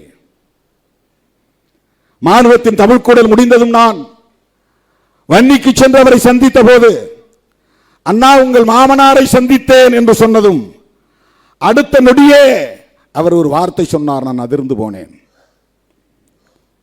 அதன் பிறகு அந்த காதல் குறித்தும் காதல் தொடர்பான பிரச்சனைகள் குறித்தும் அதனையொட்டி அவர் எடுத்த நடவடிக்கைகள் குறித்தும் வல்வெட்டி துறையிலே 14 பேரை நான் சுட்டுக் கொன்றேன் என்று சொன்னார். எவனும் இதை மறுக்க முடியாது. சாதிக்கு எதிரான நடவடிக்கை, மதிவதனை சார்ந்த சமூகம் நான் இல்லை என்பதனால் என்னை தலைவனாக ஏற்றுக்கொள்ள இந்த மண்ணில் பெரும் தயக்கம் இருந்தது. காலப்போக்கில் அது தகர்ந்து போனது. நீங்களும் அந்த பொறுமையை கடைபிடிக்க வேண்டும். தமிழ்நாடு உங்களை ஏற்கிற காலம் வரும் என்று சொன்னார் அண்ணன் பிரபாகரன். என்னிடத்தில் பகிர்ந்து கொண்டார். இயக்கத்திற்குள்ளே சாதி யாரும் பார்ப்பதில்லை. சாதி அடிப்படையில் எந்த பிரச்சனையும் எழுந்ததில்லை. காதல் என்று வருகிற போது விரும்புகிறவர்கள் திருமணம் செய்ய இயக்கத்திலே சுதந்திரம் உண்டு. அதை நாங்கள் அனுமதிக்கிறோம். இயக்கத்தை தாண்டி சாதி பிரச்சனை வந்தால், எங்கள் காதுக்கு வந்தால், அடுத்த நாளே அந்த இடத்தில் எங்கள் இயக்கம் நிற்கும். அங்கு சாதி ஆணவத்திற்கு எதிரான நடவடிக்கைகளை இயக்கம் மேற்கொண்டிருக்கிறது என்று விவரித்தார். இன்றைக்கு சாதி பிரச்சனைகள் என்பது ஒரு கட்டுக்குள்ளே இருக்கிறது. இந்த இயக்கம் வலிமை பெற்றிருப்பதனால். ஏன் இவ்வளவு பேசினார் தெரியுமா? அதற்கும் ஒரு காரணம் இருக்கிறது. மானுடத்தின் தமிழ்க்கூடல் மாநாட்டிலே நான் பேசுகிற போது தமிழ்நாட்டிலிருந்து 5 பேர் போனோம். 5 பேரில் ஒரே ஒரு அரசியல் களப்பணியாளர் என்கிற முறையில் அழைக்கப்பட்டவன் நான் தான். கவிஞர் இன்குலாப், எழுத்தாளர் ஜெயபிரகாசம், அவரும் ஒரு கவிஞர் எழுத்தாளர். இயக்குனர் புகழேந்தி தங்கராஜ், திரைப்படத்துறையை சார்ந்தவர். ஓவியர் மருது, அவர் ஒரு கலைஞர். அரசியல் தளத்தில் யாரை அழைப்பது என்று தெரியவில்லை என்று புதுவை ரத்தினதுரை அவர்கள் போய் அண்ணனிடத்திலே சொன்னபோது ஒரு சீட்டிலே எழுதி கொடுத்தாராம். அவரே சொன்னது, புதுவை ரத்தினதுரையே சொன்னது. கலை இலக்கிய கழகத்தின் பொறுப்பாளர் அவர்தான். அவரே சொன்ன வார்த்தை, நாங்கள் என்ன செய்யறது, யாரை கூப்பிடுறதுன்னு தெரியாமல் போய் குழம்பிக்கிட்டு இருந்தோம். ஒரு சீட்டை எடுத்து எழுதி கொடுத்தாரு. பிரித்து பார்த்தா திருமாவளவன் பேர் இருந்தது. திருமாவளவனை மானுடத்தின் தமிழ்க்கூடல் மாநாட்டிற்கு அழையுங்கள் என்று சொன்னவர் அண்ணன் பிரபாகரன் அவர்கள். அந்த மாநாட்டில் நான் பேசுகிற போது அப்ப எனக்கு சரியான தலைவலி, எனக்கு சைனஸ் தலைவலி. வல்வெட்டி துறையெல்லாம் போயிட்டு வந்த உடனே மேடையில் பேச சொல்லிட்டாங்க. பேசும்போது நான் சொன்னேன், புலிகளை பார்த்து நான் கேட்கிறேன், அண்ணன் பிரபாகரன் அவர்களுக்கு நான் ஒரு கோரிக்கை வைக்கிறேன். நீங்கள் இந்த யுத்தத்தில் வெற்றி பெற்று தமிழ் ஈழம் மலர்ந்தால் அந்த ஈழம் சாதியற்ற ஈழமாக இருக்குமா என்கிற கேள்வியை எழுப்பினேன். இன்றைக்கு பெரியாரை பற்றி ஆழமாக படிக்கிற போது அவற்றையெல்லாம் படிக்காத நிலையில் பெரியாரை போல் திருமாவளவனும் சிந்தித்திருக்கிறானே என்று நான் எனக்குள் பெருமைப்பட்டுக் கொண்டேன். ஏனென்றால் அவர் எந்த நிலை எடுத்தாலும் சாதி ஒழிப்பை மட்டுமே முன்னிறுத்தி நிலைப்பாட்டை எடுத்திருக்கிறார் தந்தை பெரியார். அதுதான் ரொம்ப முக்கியமானது. அப்ப ஈழம் விடுதலை அடைந்தால் அந்த ஈழத்தில் சாதி இருக்குமா இருக்காதா அந்த கேள்வி எழுப்பி நான் சொன்னேன். இங்கிருந்து அயல் நாடுகளுக்கு போனவர்கள் நிலபுலத்தை விட்டுவிட்டு போயிருக்கிறார்கள், ஆடு மாடு உள்ளிட்ட கால்நடைகளை விட்டுவிட்டு போயிருக்கிறார்கள், உற்றார் உறவினர்களை விட்டு போயிருக்கிறார்கள். ஆனால் சாதியை விட்டு போயிருக்கிறார்களா என்று தெரியாது. அவர்கள் திரும்பும் போது சாதியோடே வந்தால் தமிழீழம் என்னவாகும் என்ற கேள்வியை எழுப்பியவன் திருமாவளவன். 2002 விடுதலை புலிகளின் மாநாட்டில், மானுடத்தின் தமிழ்க்கூடல் மாநாட்டில் மலரப்போகும் தமிழீழத்தில் சாதி இருக்குமா இருக்காதா என்ற கேள்வியை எழுப்பினேன். நான் பேசி முடித்தவுடன் ஆவேசத்தோடு வந்து அண்ணன் புதுவை ரத்தின தலைவர்கள் என் கையில் இருந்த ஒலிபேங்கியை பிடித்து பிடுங்கி பேசினார். எங்கள் தலைவர் பிரபாகரன் சாதி ஒழிப்புடன் கூடிய தமிழீழத்தை வென்றெடுக்கவே போராடுகிறார். நாளை மலரவிருக்கிற தமிழீழத்தில் சாதி இருக்குமே ஆனால் அந்த ஈழம் எங்களுக்கு தேவையில்லை என்று பேசியவர் புதுவை ரத்தினதுரை. தோழர்களே, இந்த பேச்சுதான் அவருடைய காதுக்கு போயிருக்கிறது. அதனால்தான் இந்த மாநாடு முடிந்து நான் அவரை சந்தித்து பேசிய போது நெடுநேரம் என்னிடத்தில் சாதியை பற்றிய உரையாடினார். தமிழீழத்தில் சாதி இருக்காது என்பதை உறுதிப்படுத்தினார். சாதியால் தான் சிதறி கிடக்கிறோம் என்பதை திரும்ப திரும்ப சொன்னார். தமிழ்நாட்டில் உங்களை ஏற்கிற காலம் வரும், அதுவரையில் பெருமையாக இருக்க வேண்டும் என்று சொன்னார். இதெல்லாம் 100% உண்மை. அண்ணன் என்னோடு பேசியது 100% உண்மை. இன்னும் பல விவரங்கள், அதையெல்லாம் நான் சொல்ல விரும்பவில்லை. ஆனால் இன்றைக்கு பேசுகிறவர்கள் அண்ணன் சொல்லித்தான் பெரியார் எதிர்ப்பை கையில் எடுக்கிறோம் என்று சொன்னால் இது எவ்வளவு பெரிய அயோக்கியத்தனம்! பிரபாகரன் அவர்களையே கொச்சைப்படுத்துவதாக இருக்கிறதே.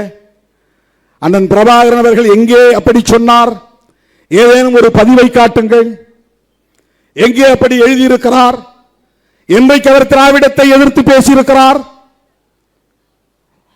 அவர் இந்தியாவையே எதிர்க்கவில்லையே, இந்திய அரசையே அவர் விமர்சிக்கவில்லையே. இந்தியாவின் துணையோடு தான் நம்மால் ஈழத்தை வென்றெடுக்க முடியும் என்கிற நம்பிக்கை கொண்டிருந்தவர் அல்லவா? உங்களை போல காங்கிரஸை விமர்சிப்பது, இந்திய அரசை விமர்சிப்பது என்கிற நிலைப்பாட்டை கூட அவர் எடுத்ததில்லையே. அவருடைய அரசியலை எப்படி நீங்கள் கொச்சைப்படுத்தலாம்? குருமூர்த்தி சொன்னார் என்று சொல்லிக் கொள்ளுங்கள். பெரியாரை நாங்கள் எதிர்ப்பதற்கு இவர்தான் காரணம் என்று சொல்லுங்கள். எச் ராஜா தான் காரணம் என்று சொல்லுங்கள். அல்லது வேறு யாராவது RSS காரர்கள் தான் காரணம் என்று சொல்லுங்கள். எப்படி அண்ணன் பிரபாகரன் அவர்களின் பெயரை சொல்லலாம்? அவர் திராவிடத்திற்கு எதிரானவரா? யோசித்து பாருங்கள். சிங்களம் அது ஒரு இனத்தின் அடையாளம், பௌத்தம் அது மதத்தின் அடையாளம், பேரினவாதம் என்பது பெரும்பான்மை என்கிற அடிப்படையிலான ஒரு அடையாளம். தங்களுடைய பகைவர்களை இப்படித்தான் அவர் அடையாளப்படுத்தினார். சிங்கள பௌத்த பேரினவாதிகள், அவ்வளவுதான் அவருடைய பகைவர்கள். சிங்களம் என்கிற மொழியை அடையாளமாக கொண்டவர்கள், பௌத்தம் என்கிற மதத்தை அடையாளமாக கொண்டவர்கள், பெரும்பான்மை என்கிற எண்ணிக்கை அடையாளத்தை கொண்டவர்கள், இவர்களே எங்கள் எதிரிகள் என்று அடையாளப்படுத்தியவர் ஒரு இடத்திலும் அதற்கு அப்படியே நேர் எதிராக சிங்களத்திற்கு பதிலாக தமிழ், பௌத்தத்திற்கு பதிலாக இந்து, பெரும்பான்மைக்கு பதிலாக சிறுபான்மை என்று தமிழ், இந்து, சிறுபான்மை நாங்கள் என்று அவர் சொன்னதில்லை. அவருடைய உரையிலோ எழுத்திலோ அல்லது அவருடைய செயல் திட்டங்களிலோ தமிழர் என்ற அடையாளத்தை தவிர இந்து என்கிற சொல்லை அவர் எங்கும் கையாண்டதில்லை. இந்து என்கிற சொல்லை கையாளாதவர், அப்படி ஒரு அடையாளத்தை ஏற்க விரும்பாதவர், அதன் அடிப்படையில் இந்தியாவில் இருக்கிற இந்து மதவாதிகளின் ஆதரவை விரும்பாதவர், அந்த அடிப்படையில் பிஜேபி RSS போன்றவர்களின் தயவை நாடாதவர் எப்படி உங்கள்கிட்ட போய் இப்படி சொல்லியிருப்பார் திராவிடம் நமக்கு எதிரானது என்று? என்ன அரசியல் இது? யாரை கொச்சைப்படுத்துகிறீர்கள்? உங்கள் பிழைப்புவாதத்திற்காக யாரை வேண்டுமானாலும் பயன்படுத்திக் கொள்ளுங்கள். அண்ணன் பிரபாகரனை அப்படி தவறாக பயன்படுத்துவதை நாங்கள் வேடிக்கை பார்க்க முடியாது. பிரபாகரன் ஒட்டுமொத்த தமிழகத்திற்குமானவர், எல்லோருக்குமானவர். 1983 இருந்து 2009 வரையில் மாணவ பருவத்திலிருந்து இந்த இயக்கத்தின் தலைவனாக வந்த காலத்து வரையில் ஈழ பிரச்சனையில் ஈடுபாடு கொண்டவன் திருமாவளவன், களமாடியவன் திருமாவளவன், பல போராட்டங்களில் பங்கேற்றவன் திருமாவளவன். நீங்கள்லாம் 2009 பின்னால வந்த கற்றுக்குட்டிகள். உங்களுக்கு என்ன தெரியும்? என்ன அரசியல் தெரியும்? ஈழம் குறித்து உங்களுக்கு என்ன தெரியும்? ஈழ விடுதலையை பற்றி உங்களுக்கு என்ன தெரியும்? நீங்கள் பேசுவது தமிழ் தேசியமா? எது தமிழ் தேசியம்? தமிழ் தேசியம் என்றால் என்ன? வெறும் மொழி உணர்வா? வெறும் இன உணர்வா? வெறும் நிலப்பரப்பு பாதுகாப்பா? தமிழ் தேசியத்தின் உண்மையான எதிரி என்பது வெளிப்படையாக சொல்ல விரும்புகிறேன், கருத்தியல் புரிதலுக்காக சொல்ல விரும்புகிறேன். தமிழ் தேசியத்தின் எதிரியை இந்திய தேசியமாகத்தான் இருக்க முடியும். தெலுங்கு தேசியமோ மலையாள தேசியமோ இருக்க முடியாது. இந்திய தேசியத்தை எதிர்க்கிற அரசியல் தான் தமிழ் தேசிய அரசியல். ஏனென்றால் இந்திய தேசியம் என்பது மொழிவழி அடிப்படையான தேசியத்தை ஒருபோதும் ஏற்காது.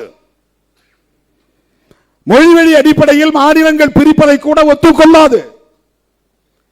அப்படி பிரிவது பிராந்தியவாதத்தை வளர்க்கும் என்று நம்பக்கூடியவர்கள். பிரிவினைவாதத்தை வளர்க்கும் என்று நம்பக்கூடியவர்கள். மத அடிப்படையில் இந்தியாவை ஒரே தேசமாக ஆக்க வேண்டும் என்பதுதான் RSS திட்டம். காங்கிரஸ் பேசிய இந்திய தேசியத்திற்கும் பிஜேபி பேசுகிற இந்திய தேசியத்திற்கும் ஒரு வேறுபாடு உண்டு. காங்கிரஸ் வெறும் நாட்டின் அடையாளத்தை அடிப்படையாக கொண்டது. நாம் அனைவரும் இந்திய தேசவாதிகள், அதனால் இந்தியர்கள். இதுதான் காங்கிரஸ் வைத்த தேசியவாதம். நீ தமிழ் பேசினாலும் சரி, மலையாளம் பேசினாலும் சரி, மராத்தி பேசினாலும் சரி, குஜராத்தி பேசினாலும் சரி, நீயும் இந்தியன் நானும் இந்தியன், வெள்ளையடை வெளியேற்ற போராடுவோம் வாருங்கள். இது காங்கிரஸ் முன்வைத்த தேசியவாதம். பிஜேபி முன்வைக்கிற தேசியவாதம் அப்படி அல்ல. பிரிட்டிஷாரை எதிர்ப்பது அவருடைய நோக்கம் இல்லை. ஏனென்றால் பிரிட்டிஷார் இல்லை. ஆனால் ஒரு தேசத்தை கட்ட வேண்டும். அம்பேத்கரும் ஒரு தேசத்தை கட்ட விரும்புகிறார். பெரியாரும் ஒரு தேசத்தை கட்ட விரும்புகிறார். காங்கிரசும் ஒரு தேசியவாதத்தை தேசத்தை கட்ட விரும்புகிறது. பிஜேபியும் ஒரு தேசத்தை கட்ட விரும்புகிறது. ஒவ்வொருவருக்கும் ஒவ்வொரு பார்வை உண்டு. அம்பேத்கர் எப்படிப்பட்ட தேசத்தை கட்ட விரும்பினார் என்றால், அவர் விரும்பியது பௌத்த இந்தியாவை கட்டமைக்க வேண்டும் என்பது. பௌத்தம் என்பது மதத்தின் அடிப்படையில் அல்ல. அம்பேத்கர் சொல்லுவது பௌத்த இந்தியா என்றால் சமத்துவ இந்தியா என்பதுதான் அம்பேத்கரின் தேசியவாதம். அவருடைய தேசியவாதம் சமத்துவ தேசியவாதம். இந்தியாவில் பிறப்பின் அடிப்படையில் உயர்வு தாழ்வு இருக்கக்கூடாது. இந்தியாவுக்கு மதம் இருக்கக்கூடாது. இந்த அரசு ஒரு மதசார்பற்ற அரசு. ஆகவே மதச்சார்பின்மை என்பதை முதன்மை கோட்பாடாக உயர்த்தி பிடித்தவர் புரட்சியாளர் அம்பேத்கர் அவர்கள். இது எவ்வளவு பெரிய துணிச்சல்! உலகத்தில் எல்லா நாடுகளுக்கும் ஸ்டேட் ரிலிஜன் உண்டு. அம்பேத்கர் அந்த இடத்தில் இருந்ததால் இந்தியாவுக்கு ஸ்டேட் ரிலிஜன் இல்லை என்கிற முடிவை எடுத்தார். காங்கிரஸோடு எங்களுக்கு முரண்பாடு உண்டு. ஈழத்தமிழர் விவகாரத்தில் காங்கிரஸை நாங்கள் கடுமையாக எதிர்த்திருக்கிறோம். திமுக கூட்டணியில் இருந்து விடுதலை சிறுத்தைகளை வெளியேற்றுங்கள் என்று 2009 தேர்தலின் போது வேலூர் ஞானசேகரன் போன்றவர்கள் சட்டப்பேரவையிலேயே என்னை பெயரை சொல்லி எதிர்த்து பேசியது இன்றைக்கும் அவை குறிப்பில் இருக்கிறது. போகிற இடங்களில் எல்லாம் பேச்சாளர்கள் பத்திரிகையாளர்கள் மத்தியிலே திருமாவளவனை வெளியேற்ற வேண்டும், அவன் புலிகளின் ஆதரவாளன் என்று பேசினார்கள். கருத்துரிமை மாநாடு புல்லாரெட்டி அவனியூரில் நடத்திய போது அந்த மாநாட்டுக்கு தடை விதிக்க வேண்டும் என்று பேசிய இயக்கம் காங்கிரஸ். ஏனென்றால் நாங்கள் புலிகளின் ஆதரவாளர்கள் என்பதால் மட்டுமே. அப்படி காங்கிரஸோடு எங்களுக்கு பல முரண்பாடுகள் உண்டு, காந்தியோடு முரண்பாடுகள் உண்டு. ஆனாலும் இன்றைக்கு காங்கிரஸோடும் காந்தியோடும் நாங்கள் ஒரு உறவை பேணுகிறோம் என்று சொன்னால் அதற்கு காரணம் அம்பேத்கர் முன்மொழிந்த மத சார்பின்மைக்கு காந்தியடிகளும் பண்டித ஜவஹர்லால் நேரு அவர்களும் இந்திரா காந்தி அம்மையார் அவர்களும் அவருடைய வாரிசு ராஜீவ் காந்தி அவர்களும் ஒரே நிலைப்பாட்டில் உறுதிப்பாட்டோடு இருந்தார்கள் என்பதுதான். இந்தியாவுக்கு நோ ஸ்டேட் ரிலிஜன், இந்தியாவுக்கு ஒரு அரச மதம் வேண்டாம், இந்திய அரசுக்கு ஒரு மதசார்பு அடையாளம் தேவையில்லை, இது மதசார்பற்ற அரசு. இந்த கருத்திலே அம்பேத்கர் அவர்களுக்கு ஒத்துழைத்தது நேருவும் காந்தியும். காந்தியடிகள் ஒரு மதவாதி தான், சனாதனவாதி தான். தன்னைத்தானே அப்படித்தான் அவர் அடையாளப்படுத்திக் கொண்டார். சனாதன தர்மத்தின் மீது எனக்கு நம்பிக்கை உண்டு என்று சொன்னார். பிறப்பின் அடிப்படையில் இந்த தீண்டாமை கூடாதே தவிர பாகுபாட்டை நாம் தவிர்க்க முடியாது, இது கர்மத்தின் வினைப்பயன் என்று சொன்னவர் காந்தியடிகள். அப்படிப்பட்டவர் விடுதலை பெற்ற இந்தியாவுக்கு மதம் வேண்டாம், இந்த அரசு ஒரு மதசார்பற்ற அரசு என்கிற அம்பேத்கரின் நிலைப்பாட்டுக்கு உடன்பட்டவர் காந்தி. அதனால் தான் நாத்துராம் கோட்சேவை வைத்து அந்த பார்ப்பனரை வைத்து சுட்டுக் கொன்றார்கள். காந்தியடிகளை சுட்டுக் கொன்றது ஒரு பார்ப்பனர். RSS இந்து மகா சபை ரெண்டும் ஒன்றுதான். வெவ்வேறு இயக்கமாக இருந்தாலும் ரெண்டும் ஒன்றுதான். மதச்சார்பின்மை. அம்பேத்கர் விரும்பிய தேசியவாதம் சமத்துவ தேசியவாதம். தந்தை பெரியார் விரும்பிய தேசியவாதம். இந்தியாங்கிற ஒரே நாடு இருந்தாலும், அல்லது திராவிட நாடாக இருந்தாலும், அல்லது தமிழ்நாடாக இருந்தாலும் அவருடைய ஒரே கண்டிஷன் ஜாதி ஒழியணும். ஜாதி ஒழிந்த திராவிட நாடு. ஏன்னா அவன் வடநாட்டுக்காரனோடு நம்ம சேர்ந்திருந்தா அவனுடைய புராண குப்பைகள்லாம் இங்கே வந்து சேருது, அவன் ஆக்கிரமிப்பு பண்ணுறான், அவன்கிட்ட நாம் விடுபடுவோம், உடைச்சிக்கிட்டு வெளியே வருவோம்.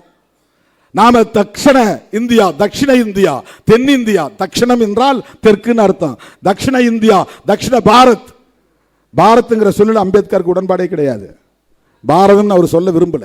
இவங்கெல்லாம் கட்டாயப்படுத்தி இந்தியா அல்லது பாரத் அப்படின்னு எழுத வச்சாங்க. பாரதம் என்கிற சொல்லே மகாபாரதத்தை அடையாளப்படுத்துவது அல்லது பரதன் ஆண்ட தேசம் இது என்கிற கதையை, புராணத்தை, புனைவை ஒத்துக்கொள்வது என்று கருதி இந்த பெயரை அவர் விரும்பவில்லை. இந்தியா என்பது ஆங்கில பெயர், அதனால் அது கூடாது என்றார்கள் அப்போதே. இன்னைக்கு இருக்கிற RSS இல்லை, அப்ப யாரும் இல்லை. அப்பவே இந்த மாதிரி இயக்கம் கிடையாது, பிஜேபி கிடையாது. அப்ப இருந்த அதிதீவிர இந்துத்துவ சக்திகள், சனாதன சக்திகள் இந்துஸ்தான் என்று இந்த நாட்டுக்கு பெயர் சூட்ட வேண்டும் என்ற கோரிக்கையை எழுப்பி அவர்கள் வாதிட்டுக் கொண்டிருந்த நேரத்தில் தான் முதல்ல முஸ்லிம்கள் கேட்கல தனிநாடு. இந்தியாவுக்கு இந்துஸ்தான் பெயர் வைக்க சொல்லி இந்துத்துவ சக்திகள் போராடிய பிறகுதான் முஸ்லிம்களுக்கு அந்த எண்ணம் வருது. சரி, எங்களுக்கு பாகிஸ்தான் கொடுங்கன்னு கேட்டாங்க. அதுவரையிலும் அவங்க முதல்ல இந்த நாட்டை பிரிக்கணும் முயற்சி பண்ணல.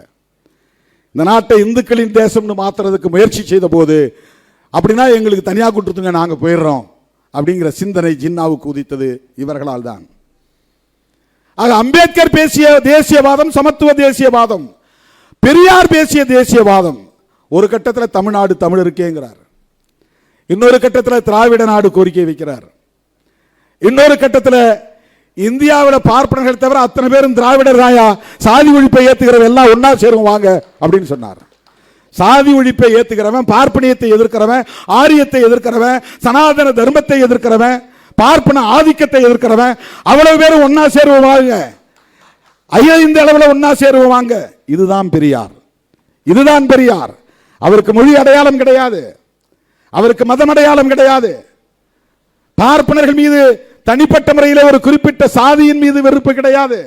அவர்களின் ஆதிக்கத்தை எதிர்க்க வேண்டும். ராஜாஜி முதலமைச்சராக இருந்த போது மொத்தமே 8 அமைச்சர் தான், பேரவைத் தலைவர், அப்புறம் மேலவைத் தலைவர், இந்த மாதிரி மொத்தம் 10 பேர். அந்த 10 பேர்ல 6 பேர் பார்ப்பனர்கள். அமைச்சரவையில் 6 பேர் பார்ப்பனர்கள். அந்த அளவுக்கு ஆதிக்கம் இருந்தது. எந்த துறையை எடுத்துக்கொண்டாலும் பார்ப்பனர்கள். நீதித்துறையாக இருந்தாலும், நிர்வாகத்துறையாக இருந்தாலும், பத்திரிகை துறையாக இருந்தாலும், அத்தனை துறைகளிலும் பார்ப்பனர்களின் ஆதிக்கமே கொட்டமடித்தது. பள்ளி கல்வி ஆசிரியர்கள் நியமனத்தில் பார்ப்பனர்கள், கல்லூரி பேராசிரியர்கள் நியமனத்தில் பார்ப்பனர்கள், துணைவேந்தர்கள் நியமனத்தில் பார்ப்பனர்கள். இந்த பார்ப்பனர்களின் ஆக்கிரமிப்பையும் ஆதிக்கத்தையும் எதிர்க்க வேண்டும் என்பதில் தான் அவர் குறியாக இருந்தார். தோழர்களே, வரலாற்றை நாம் தோண்டி தோண்டி பார்க்கிற போது நமக்கு வியப்பாக இருக்கிறது. ஒரு கட்டத்தில் மறைமலையடிகளும் திருவி கல்யாண சுந்தரம் அவர்களும் பெரியாரை ஆதரிக்கிறார்கள். எப்போன்னா மகாபாரதத்தையும் ராமாயணத்தையும் கடுமையாக அவர் விமர்சிக்கிறார். கவனமாக கேளுங்க, இதெல்லாம் ரொம்ப முக்கியமான அரசியல். ஏனென்றால் சனாதன சக்திகள் நாளுக்கு நாள் இங்கே வலுப்பெற்று வருகிறார்கள். அதற்கு காரணம் மாப்போசியின் வாரிசுகள் மறுபடியும் இங்கே வலுப்பெற்று விட்டார்கள். அதுதான் அடிப்படை. மாப்போசி பெரியவர் தான், அவருடைய தியாகமும் போற்றுதலுக்குரியதுதான். ஆனாலும் அவர் அன்றைக்கு பார்ப்பன ஆதிக்கத்தை எதிர்க்காமல் மொழி அடிப்படையிலே தனித்தமிழ் அரசு வேண்டும் என்ற கோரிக்கையை முன்வைத்தவர், மறந்துவிடக் கூடாது. அவருக்கு இந்துத்துவ எதிர்ப்போ, பார்ப்பன ஆதிக்க எதிர்ப்போ அல்லது பார்ப்பனிய கோட்பாட்டு எதிர்ப்போ அவருக்கு இல்லை. இதுதான் பெரியார் மாறுபடுகிறார், இதெல்லாம் அவர் வேறுபடுகிறார். பெரியார் ராமாயணத்தை எதிர்த்த போது, பெரியார் மகாபாரதத்தை எதிர்த்த போது ஆதரித்த மறைமலையடிகள், திருவி கல்யாண சுந்தரம் போன்றவர்கள் தன்னை ஆதரிக்கிறார்கள் என்று இவரும் மகிழ்ச்சியில் இருந்தார். அதன் பிறகு அவருக்கு புரிஞ்சுட்டு இருக்கு. எப்படின்னா, சைவம் ஒரு கட்டத்தில் மகாபாரதத்தையும் ராமாயணத்தையும் எதிர்க்கிற முயற்சி எடுத்தது. இவர்கள் தங்களை சைவர்களாக உணர்ந்து கொண்டு சைவ இலக்கியங்களுக்கு வலு தேடுவதற்காக நம்முடைய இந்த எதிர்ப்பை அவர்கள் ஆதரிக்கிறார்கள் அப்படின்னு புரிந்து கொண்டு சைவ இலக்கியங்களை விமர்சிக்க தொடங்கினார். தேவாரம், பன்னிரு திருமுறை, ஆழ்வார்களுடைய பாசுரங்கள், இவற்றையெல்லாம் கடுமையாக விமர்சிக்க தொடங்கினார். உடனே மறைமலையடிகளும் திருவிக்காவும் பின்வாங்கிக் கொண்டார்கள். பெரியாரை விமர்சிக்க தொடங்கிட்டாங்க. இந்த அரசியலை புரிஞ்சுங்க. பெரியார் எப்படி செயல்பட்டார் என்பதற்கு இது ஒரு சான்று.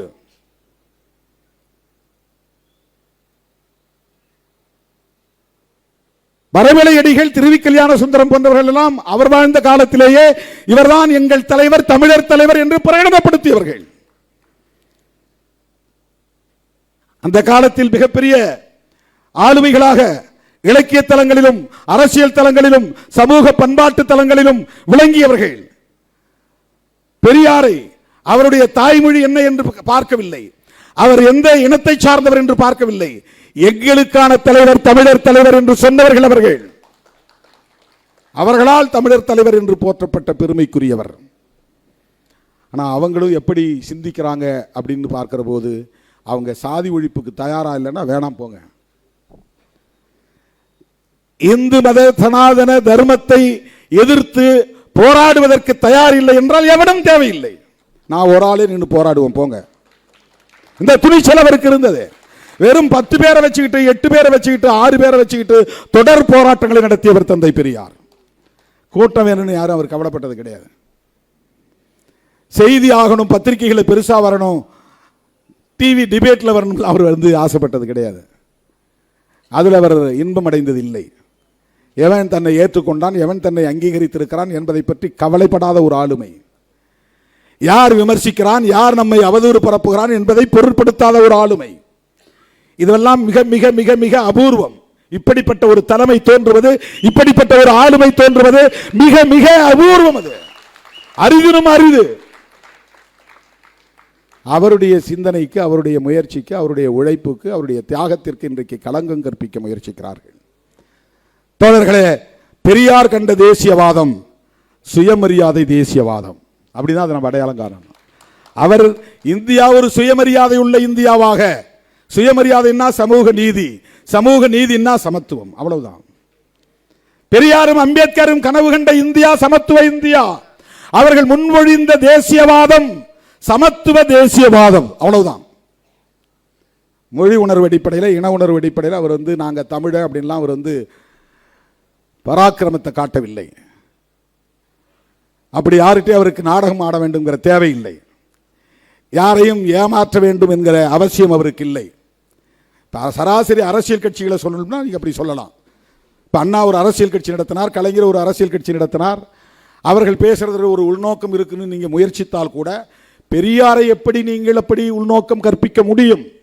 எதற்காக அவர் வேஷமிட வேண்டும்? எதற்காக இங்கே மக்களை அவர் தமிழர்களை ஏமாற்ற வேண்டும்? என்ன தேவை இருந்தது? எந்த வாரிசுகளுக்காக அவர் சொத்து சேர்க்க விரும்பினார்? அவருடைய நோக்கத்தை களங்கப்படுத்துவது எந்த வகையிலே நியாயமானது? ஒரே வகையில் தான். என்னத்துக்காக பண்றாங்கன்னா பார்ப்பனர்களை திருப்திப்படுத்துகிறார்கள், அவ்வளவுதான். ஆரியர்களை திருப்திப்படுத்துகிறார்கள், அவ்வளவுதான். அவர்கள் எழுதி தருகிற அஜெண்டா படி செயல்படுகிறார்கள், அவ்வளவுதான். இது ரொம்ப சிம்பிளா நீங்க புரிஞ்சுக்கணும். எவன் ஒருத்தன் பிஜேபி எதிர்க்கிறது தயங்குறானோ அவன் அவர்களால் உருவாக்கப்பட்டவன் என்று பொருள். எவன் ஒருவன் மோடி அரசை எதிர்க்க விமர்சிக்க தயங்குகிறானோ அவன் அவர்களால் வளர்க்கப்படுகிறவன் என்று பொருள், அவ்வளவுதான். உனக்கு ஏன் தயக்கம்? இந்த 11 வருஷத்தில் நீ என்ன சாதித்து விட்டாய்? இந்த 4.5 ஆண்டு கால திமுக அரசை விமர்சிக்கிற மோடி அவர்களை பார்த்து நான் கேட்கிறேன், இந்த 11 ஆண்டு கால ஆட்சியில் நீங்கள் என்ன சாதித்து கிழித்திருக்கிறீர்கள்? சொல்லுங்கள். விலைவாசி உயர்வு இன்றைக்கு சங்கம் ஒரு கிராம் எவ்வளவு? ஒரு சவரன் 1.25 லட்சம். எதனால் ஏற்பட்டது? உலக சந்தையில் இந்திய ரூபாயின் மதிப்பு இவ்வளவு தூரம் வீழ்ந்ததற்கு யார் பொறுப்பு? திமுக அரசு பொறுப்பா? திராவிட முன்னேற்ற கழகத்தின் தலைவர் ஸ்டாலின் பொறுப்பா? இந்திய ரூபாயின் மதிப்பு உலக சந்தையிலே வீழ்ந்ததற்கு யார் பொறுப்பு?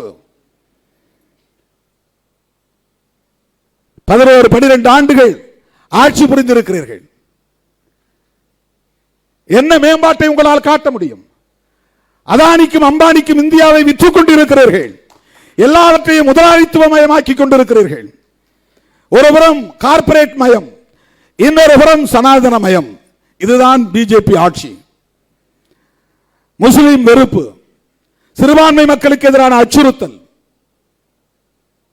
பாபர் மசூதி இடிப்பு, திருப்பரங்குன்றத்திலே மதவாத அரசியல். என்ன செய்து கிழித்து விட்டீர்கள்? என்ன சாதனையை உங்களால் அடுக்க முடியும்? 4.5 ஆண்டு கால திமுக அரசை விமர்சிப்பது எந்த அடிப்படையில் என்பதை உங்களால் சொல்ல முடியுமா? வெறும் தேர்தல் நோக்கம்தான், அரசியல் ஆதாயம்தான். அதற்கு எடப்பாடி துணை போகிறார், தமிழ்நாட்டு மக்கள் எடப்பாடியை ஒருபோதும் மன்னிக்க மாட்டார்கள் என்பதை நான் இந்த இடத்திலே பதிவு செய்ய கடமைப்பட்டிருக்கிறேன். அவர் எம்ஜிஆருக்கு விசுவாசமாக இல்லை, ஜெயலலிதா அம்மையாருக்கு விசுவாசமாக இல்லை. வெறும் survival of the political gain, அரசியல் ஆதாயம் தேடுவதற்கு, தன்னை தக்க வைத்துக் கொள்வதற்காக சந்தர்ப்பவாத அடிப்படையிலே பாஜகவோடு இன்றைக்கு கூட்டணி அமைத்திருக்கிறார். பாரதிய ஜனதாவோடு எந்த காலத்திலும் அதிமுக கூட்டணி வைத்துக் கொள்ளாது என்று சொன்னவர் தானே ஜெயலலிதா அம்மையார். எங்களுக்கு ஞாபகம் இருக்கிறது, உங்களுக்கு ஞாபகம் இல்லையா? எடப்பாடி அவர்களை பார்த்து நான் கேட்கிறேன், அம்மையார் ஜெயலலிதா சொன்னாரா, சொல்லவில்லையா? மோடியா லேடியா மோதி பார்க்கலாம் வா என்று அழைத்தவர் தானே ஜெயலலிதா அம்மையார். ஒரு காலத்தில் நாங்கள் நம்பி ஏமாந்து விட்டோம், இனி எந்த காலத்திலும் பாஜகவை நம்ப மாட்டோம், பாஜகவோடு எந்த காலத்திலும் அதிமுக கூட்டணி வைத்துக் கொள்ளாது என்று சொன்னாரா, சொல்லவில்லையா? எந்த அடிப்படையில் பாஜகவோடு நீங்கள் கூட்டணி வைக்கிறீர்கள்? என்ன அச்சுறுத்தல்? ஜனநாயகம் படத்துக்கு தடை, அதற்கும் திமுக தான் காரணம் என்கிறார்கள். என்ன வேடிக்கை! அவர் இங்கே ஆட்சியை பிடிக்கப் போவதாக ஆட்டம் போடுகிறார். பிஜேபியை எதிர்த்து ஏன் அறிக்கை விட வேண்டியதுதானே? சென்சார் போர்டை யார் கட்டுப்படுத்துவது? நீதிமன்றத்தில் உமக்கு எதிராக வழக்கு தீர்ப்பை தருவது யார்? அதற்கும் திமுக அரசுக்கும் என்ன சம்பந்தம்? ஏன் பிஜேபியை எதிர்க்க முடியவில்லை? ஏன் மோடியை எதிர்க்க முடியவில்லை? இன்னும் தேர்தலுக்கே நீங்கள் வரவில்லை, அதற்குள்ளேயே இவ்வளவு பயந்தால் எப்படி எதிர்காலத்தில் நீங்கள் அரசியல் செய்ய போகிறீர்கள்? யாரை கண்டு அஞ்சுகிறீர்கள்? எதற்காக அஞ்சுகிறீர்கள்? இந்த துணிச்சல் இல்லை. இந்தியாவிலேயே இன்றைக்கு 2 மாநிலம் தான், தமிழ்நாடும் கேரளாவும் தான் மோடி எதிர்ப்பில், பாஜக எதிர்ப்பில், ஆர்எஸ்எஸ் எதிர்ப்பில் இன்றைக்கும் உடும்பு பிடியாக இருக்கிற மாநிலங்கள். கர்நாடகா மேற்கு வங்கத்தில் கூட மாறி மாறி வரும், தெலுங்கானாவில் கூட மாறி மாறி வரலாம். எனக்கு தெரிஞ்சு 2001 எவ்வளவோ முயற்சியை மேற்கொண்டு வருகிறார்கள். நீங்க பிஜேபியோடு கூட்டணி வைக்கலையா? அப்பெல்லாம் பிஜேபி யாருக்குமே தெரியாது தமிழ்நாட்டில். திமுக கூட்டணியில் பிஜேபி இருந்துதான் கூட பல பேருக்கு தெரியாது. அப்படி ஒரு கட்சி. அவங்க ஓட்டு போட்டு நான் எம்எல்ஏ ஆனனா. அன்னைக்கு திமுக காரங்களே எனக்கு ஓட்டு போடல. நான் மங்களூர் தொகுதியில் ஜெயிக்கும் போது நான் போய் கலைஞர்கிட்டே சொன்னேன். அன்னைக்கு போய் கலைஞர்கிட்டே நான் சொன்னேன், உண்மையை சொல்றேன், கலைஞர்கிட்டே போய் சொன்னேன், எனக்கு தெரிஞ்சு உங்க கட்சிக்காரங்க உதயசூரியன் சின்னம் எழுதாதது இந்த தேர்தலாக தான் இருக்கும்னு நினைக்கிறேன். மங்களூர் தொகுதியில் ஒரு இடத்து கூட என் பேரையும் எழுதல, உதயசூரியன் சின்னத்தையும் வரையில. கடைசி 5 நாளில் நான் மதுரையிலிருந்து ஒரு 50 பேரை இறக்கி நானே சூரியனை எல்லா வீட்லையும் வரைஞ்சி போட்டேன். வெறும் 2000 ஓட்டில் ஜெயித்தேன். அந்த பதவி எனக்கு வேணான்னு 2.5 வருஷத்தில் தூக்கி எறிஞ்சிட்டு வெளியே வந்தேன். அதில் என் மேலே கலைஞருக்கு கடுமையான வருத்தம். பல வருஷம் கழிச்சு ரவிக்குமார் செல்வம் தான், செல்வ பெருந்தகை, அவர்கிட்ட நான் போய் சொல்லியிருக்கிறேன், அப்போ உங்கள் தலைவர் செஞ்சது சரியில்லை, என்கிட்ட ஒரு வார்த்தை கூட சொல்லலை, ரிசைன் பண்ணிட்டு போயிட்டார், எனக்கு அது பெரிய வலி வருத்தம் அப்படின்னு சொல்லியிருக்கிறாரு. திமுகவே எனக்கு ஓட்டு போடும் போது பிஜேபிக்கு மங்களூர் தொகுதியில் ஒரு ஆள் கூட கிடையாது. அங்கே அந்த இப்படி ஒரு கட்சி இருக்கிறதே 2001 யாருக்கும் தெரியாது. ஆனால் அப்போவே நான் சொன்னேன், என்ன சொன்னேன்னா, திமுக கூட்டணியில் சேருவீங்களான்னு பத்திரிகையாளர்கள் கேட்டப்போ நான் சொன்னேன், அந்த கூட்டணியில் அப்போ நான் சொன்னேன் 2001 நாங்கள் 99 தான் தேர்தல் அரசியலுக்கு வரோம். 2001 சொன்னது திருமாவளவன். இன்றைக்கி நான் சொல்கிறேன், அந்த கூட்டணியில் பிஜேபி இருக்குது, அதனால் எனக்கு அந்த கூட்டணியில் சேர விருப்பம் இல்லைன்னு சொன்னேன். கலைஞர்கிட்ட கேட்டிருக்காங்க, கலைஞர் பத்திரிகையாளர்கிட்ட சொல்கிறாரு, திருமாவளவன் எங்களோட தானே கூட்டணி வச்சுக்க போகிறாரு, பிஜேபியோடவே வச்சுக்க போகிறாரு, அவங்க ஒரு கட்சி, அவங்க எங்கேயோ ஒரு மூலையில் உட்கார போகிறாங்க, திருமாவளவன் எங்களோட வரலாம், தாராளமாக வரட்டும், அவர் வந்தால் நாங்கள் வரவேற்க தயாராக இருக்கிறோம் அப்படின்னு சொன்னார். அன்னைக்கே திருமாவளவன் சொன்ன வார்த்தை, பிஜேபி இருக்கிற அணியில் திருமாவளவன் இருக்க மாட்டான் என்று சொன்னேன். அன்னைக்கு எங்களுக்கு அரசியல் புதுசு. அதன் பிறகு ஒரு உறுதியான முடிவை நாங்கள் எடுக்கிறோம். அதுக்கு பிறகு நாங்கள் அவங்கள்ட்ட போயிட்டு, அன்னைக்கு தான் இருந்துட்டோம், இன்றைக்கி நாங்கள் உங்களோட சேர்ந்துட்டு வரோம், எங்களுக்கு எப்படியாவது 4 சீட்டு கிடைச்சா போதும், 2 சீட்டு கிடைச்சா போதும், அல்லது நான் மட்டும் எம்எல்ஏ ஆனால் போதும் அப்படின்னு நான் போய் பல்ல இழிக்கலை. அப்படி போய் யார்கிட்ட நிற்கல. பிஜேபியை எதிர்க்காமல், இந்திய தேசியத்தை எதிர்க்காமல், மோடியை எதிர்க்காமல் ஒருவன் தமிழ் தேசியம் பேசுகிறான் என்றால் அது போலி தமிழ் தேசியம். இந்திய தேசியத்தை எதிர்ப்பதுதான் இன்றைக்கு இந்த கால பொருத்தத்தில் இந்திய தேசியம் என்பது பாஜக முன்வைக்கக்கூடிய இந்து தேசியவாதம். காந்தி வைத்தது நாட்டின தேசியவாதம், இந்தியன் என்கிற தேசியவாதம், இந்தியன் நேஷனலிசம். அம்பேத்கரும் பெரியாரும் வைத்தது சமத்துவ தேசியவாதம். பிஜேபி வைப்பது இந்துத்துவா நேஷனலிசம். இந்துயிசம் வேற, இந்துத்துவா வேற. அதுல நீங்க ஒரு தெளிவுக்கு வரணும். இந்துயிசம்ங்கிறது சாதாரண ஒரு இந்துவின் நம்பிக்கையை பொறுத்தது, நம்பிக்கையோடு தொடர்புடையது. இப்போ எங்க அம்மா ஒரு இந்து கடவுள் மீது நம்பிக்கை வைக்குது, எல்லா கோயிலுக்கும் போகுது. எப்படியாவது என் பிள்ளைக்கு நல்ல புத்தி கொடு, அவன் சீக்கிரம் ஒரு கல்யாணம் பண்ணட்டும் அப்படின்னு 21 முறை சமயபுரம் கோயிலுக்கு ஆத்தாளுக்கு போய் சாமி கும்பிட்டுச்சு. அதுக்கு ஒரு நம்பிக்கை அது. அப்புறம் யாரோ சொன்னாங்க இன்னும் காளஹஸ்திக்கு போச்சு, அந்த கோயிலுக்கு போயிட்டு வந்தால் கல்யாணம் நடந்துருன்னு. அப்புறம் திருக்கடையூருக்கு போனால் கல்யாணம் நடக்கும்னு யாரோ சொன்னாங்க, அங்கே போகிறாங்க. அப்புறம் சூரியனார் கோயிலில் போங்க, அங்கே கட்டாயமாக திருமணம் நடக்கும் உங்கள் பிள்ளைக்கு அப்படி போனால். இது இந்துயிசம், அந்த நம்பிக்கை அது. அது ஹிந்துயிசம். இந்துக்களின் நம்பிக்கையோடு தொடர்புடையது ஹிந்துயிசம். பிஜேபி பேசுவது ஹிந்துயிசம் அல்ல, இந்துத்துவா. இந்து மக்களின் உணர்வுகளை அரசியல் ஆதாயத்திற்கு பயன்படுத்திக் கொள்ளுகிற அரசியல் நடவடிக்கை இந்துத்துவா. இந்துத்துவா என்றால் முஸ்லீம் வெறுப்பு, இந்துத்துவா என்றால் மசூதி இடிப்பு, இந்துத்துவா என்றால் கிறிஸ்தவ வெறுப்பு, இந்துத்துவா என்றால் இந்தியாவுக்கு புதிய அரசை, மதசார்புள்ள அரசை உருவாக்குவது. இந்துத்துவா என்றால் இந்தியாவின் பெயரை இந்துஸ்தான் அல்லது இந்து ராஷ்டிரா என்று மாற்றுவது. இந்துத்துவா என்றால் அம்பேத்கர் எழுதிய அரசியலமைப்பு சட்டத்தை தூக்கி எறிந்துவிட்டு புதிய மனுஸ்மிருதியை புதிய அரசியல் சட்டமாக ஆக்குவது. இந்துத்துவா என்றால் கோல்வாக்கரின் கனவை நனவாக்குவது. இந்துத்துவா என்றால் ஹெட்காவரின் அரசியலை மக்களிடத்தில் பரப்புவது. இந்துத்துவா என்றால் காந்தியை கொன்ற நாத்துராம் கோட்சேவை தேசபக்தன் என்று கொண்டாடுவது. இதுதான் இந்துத்துவா. நாங்கள் எதிர்ப்பது இந்துத்துவாவை. சாதாரண இந்து மக்களின் நம்பிக்கையை நாங்கள் விமர்சிக்கவில்லை. பெரியார் மாதிரி எங்களால் அவ்வளவு துணிச்சலாக பேச முடியாது. அவருக்கு எந்த எதிர்பார்ப்பும் இல்லை. எங்களுக்கு அரசியல் ரீதியாக மக்களை அமைப்பாக்க வேண்டிய தேவை இருப்பதாக நாங்கள் களமாடுகிறோம். அவருக்கு அரசியல் ரீதியான தேவை இல்லை. நாம் போடுற விதை விருட்சமாக வளரும் என்ற நம்பிக்கை அவருக்கு இருந்தது.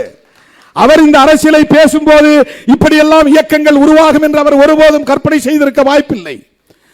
அண்ணா உருவாவார், திராவிட முன்னேற்ற கழகம் உருவாகும், அதை ஒட்டி அதிமுக என்று இயக்கம் பல்கி பெருகும், அதே வரிசையில் திருமாவளவன் போன்றவர்கள் வருவார்கள் என்றெல்லாம் பெரியார் எண்ணி பார்த்திருக்க வாய்ப்பில்லை. அவர் போட்ட கருத்தியல் விதை இன்றைக்கு இவ்வளவு பெரிய அரசியலாக இன்றைக்கு உருவெடுத்திருக்கிறது, பல்கி பெருகி இருக்கிறது. ஆகவே தேசியவாதம் என்பதில் பல அணுகுமுறை இருக்கிறது, பல பார்வை இருக்கிறது. இவர்கள் பேசுகிற மொழி வழி தேசியம் இது. பிஜேபி பேசுவது மத வழி தேசியம். காந்தி பேசியது நாட்டின வழி தேசியம். அம்பேத்கரும் பெரியாரும் பேசியது கோட்பாட்டு வழி தேசியம். கோட்பாட்டு வழி தேசியம். தேசியவாதத்தில் இத்தனை வகை இருக்கு. தேசியவாதமே கூடாது என்று சொன்னவர் பெரியார். எனக்கு தேசம், அப்புறம் தேசியம், தேசியவாதம் இதெல்லாம் எனக்கு உடன்பாடு இல்லைங்கிறார். எவ்வளவு பெரிய அரசியல் ஞானி தந்தை பெரியார். நினைத்து பார்க்கிற போது நமக்கு வியப்பாக இருக்கிறது. இப்ப பிரபாகரன் பேசியது என்ன? வெறும் மொழி அடிப்படையிலான தேசியவாதம் இல்லை. அவர் தனிநாடு என்கிற முதன்மையான கோரிக்கையை வைத்து முன்மொழிந்த ஒரு தேசியவாதம். நீ பேசுற தமிழ் தேசியவாதத்தில் தனித்தமிழ்நாடு உண்டா? தனித்தமிழ்நாடுங்கிற வார்த்தையை நீ பேசலன்னா நீ பேசுறது 100 விழுக்காடு போலி தமிழ் தேசியம். தமிழரசன் பேசியது தமிழ் தேசியம். ஏனென்றால் தமிழரசன் தனித்தமிழ்நாடு கோரிக்கையை வைத்தார். உன்னோட எவனோட என்னால சேர முடியாது. நீ வச்சிருக்கிற கான்ஸ்டிடியூஷன் வேண்டாம், உன்னுடைய பார்லிமெண்டரி டெமோக்ரசி எனக்கு வேண்டாம், இந்தியா என்கிற தேசத்தோடு நான் சேர மாட்டேன். வடக்கே இருக்கிற உனக்கு எனக்கு எந்த சம்பந்தமும் இல்லை. உன் அரசியல் வேறு, என் அரசியல் வேறு, உன் பாரம்பரியம் வேறு, என் பாரம்பரியம் வேறு, என்னுடைய வரலாறு வேறு, உன் வரலாறு வேறு, எனக்கு இருக்கிற பின்னணி வேறு, உனக்கு இருக்கிற பின்னணி வேறு, உன்னோடு என்னால் சேர்ந்து வாழ முடியாது. எனவே எங்கள் நாட்டை தனி நாடாக நாங்கள் பிரித்தெடுப்போம். அதுதான் தமிழரசன் முன்வழிந்த தமிழ் தேசியம். அண்ணன் பிரபாகரன் பேசிய தமிழ் தேசியம் என்பதும் தனி ஈழம் என்பதுதான். சிங்களவனுக்கு எங்களுக்கு ஒருபோதும் ஒத்து போகாது. உன் வரலாறு வேறு, என் வரலாறு வேறு, உன்னுடைய பாரம்பரியம் வேறு, என்னுடைய பாரம்பரியம் வேறு. ஒட்டுமொத்த இலங்கையை கட்டி ஆண்ட தமிழ் இனம் எங்கள் இனம். இன்றைக்கு நாங்கள் வடக்கு கிழக்கு பகுதிகளில் சுருங்கி கிடக்கிறோம். எங்களை நீ ஆளம் கூடாது. பிரிட்டிஷார் உன் கையில் அதிகாரத்தை கொடுத்து விட்டு போய்விட்டான். நாங்கள் தனியே ஆண்ட இனம், நீங்கள் தனியே ஆண்ட இனம். உன் கீழே நான் ஏன் அடிமையாக உழல வேண்டும்? எனவே எங்களுக்கு தனி நாடு தேவை. அதிலே மொழி, இனம் என்பதையெல்லாம் தாண்டி கலாச்சாரம், எங்களுக்கான சாதியற்ற சனாதன தர்மமற்ற ஒரு பண்பாடு உண்டு என்கிற அடிப்படையிலான கோரிக்கை, அதுதான் தமிழீழ தேசியவாதம். வெறும் தமிழன் என்கிற அடிப்படையிலே அவர் விழுந்தெழவில்லை. நீ பேசுகிற தமிழ் தேசியம் எப்படிப்பட்டது? இப்ப நாங்க தமிழ் தேசியம் பேசுறோம், தமிழ்நாட்டில் நாங்கள் தமிழ் தேசியம் பேசுறோம். எங்களுக்கு தனித்தமிழ்நாடு உருவானால் மகிழ்ச்சி. ஆனால் நாங்கள் இந்த கோரிக்கையை முன்வைக்கவில்லை. எங்களை பொறுத்தவரையில் இந்திய அளவில் சாதியை ஒழிக்க வேண்டுமானால் இந்திய அளவில் ஒரு ஐக்கியம் தேவை. ராம்தாஸ் அத்வாலே என்ன மொழி, அது எங்களுக்கு தேவையில்லை. மாயாவதி என்ன மொழி, என்ன உணவு, என்ன உடை, என்ன கலாச்சாரம், அது எங்களுக்கு பிரச்சனை இல்லை. ஆனால் மாயாவதி அம்மையாரோடும் ராம்தாஸ் அத்வாலேயோடும் இன்னும் இதர பிற்படுத்தப்பட்ட சமூக தலைவர்கள் லல்லு பிரசாத் யாதவ் போன்றவர்களோடும் நாங்கள் ஒரு ஐக்கியம் கட்ட விரும்புவது இந்த மண்ணில் சாதியை ஒழித்த, சனாதனத்தை ஒழித்த ஒரு சமத்துவத்தை கட்டமைக்க வேண்டும் என்பதாகத்தான். அதே வேளையில் எங்களுக்கான மொழி உரிமைகளையும், இடம் சார்ந்த கலாச்சாரம் சார்ந்த உரிமைகளையும் நாங்கள் ஒருபோதும் இழக்க மாட்டோம். அரசமைப்பு சட்டம் தருகிற அந்த சட்டப்பூர்வமான உரிமைகளை பாதுகாப்பதற்கு, மொழி இன அடிப்படையிலான உரிமைகளை வென்றெடுப்பதற்கு நாங்கள் இந்திய அரசமைப்பு சட்டத்தை ஏற்றுக்கொள்கிறோம்.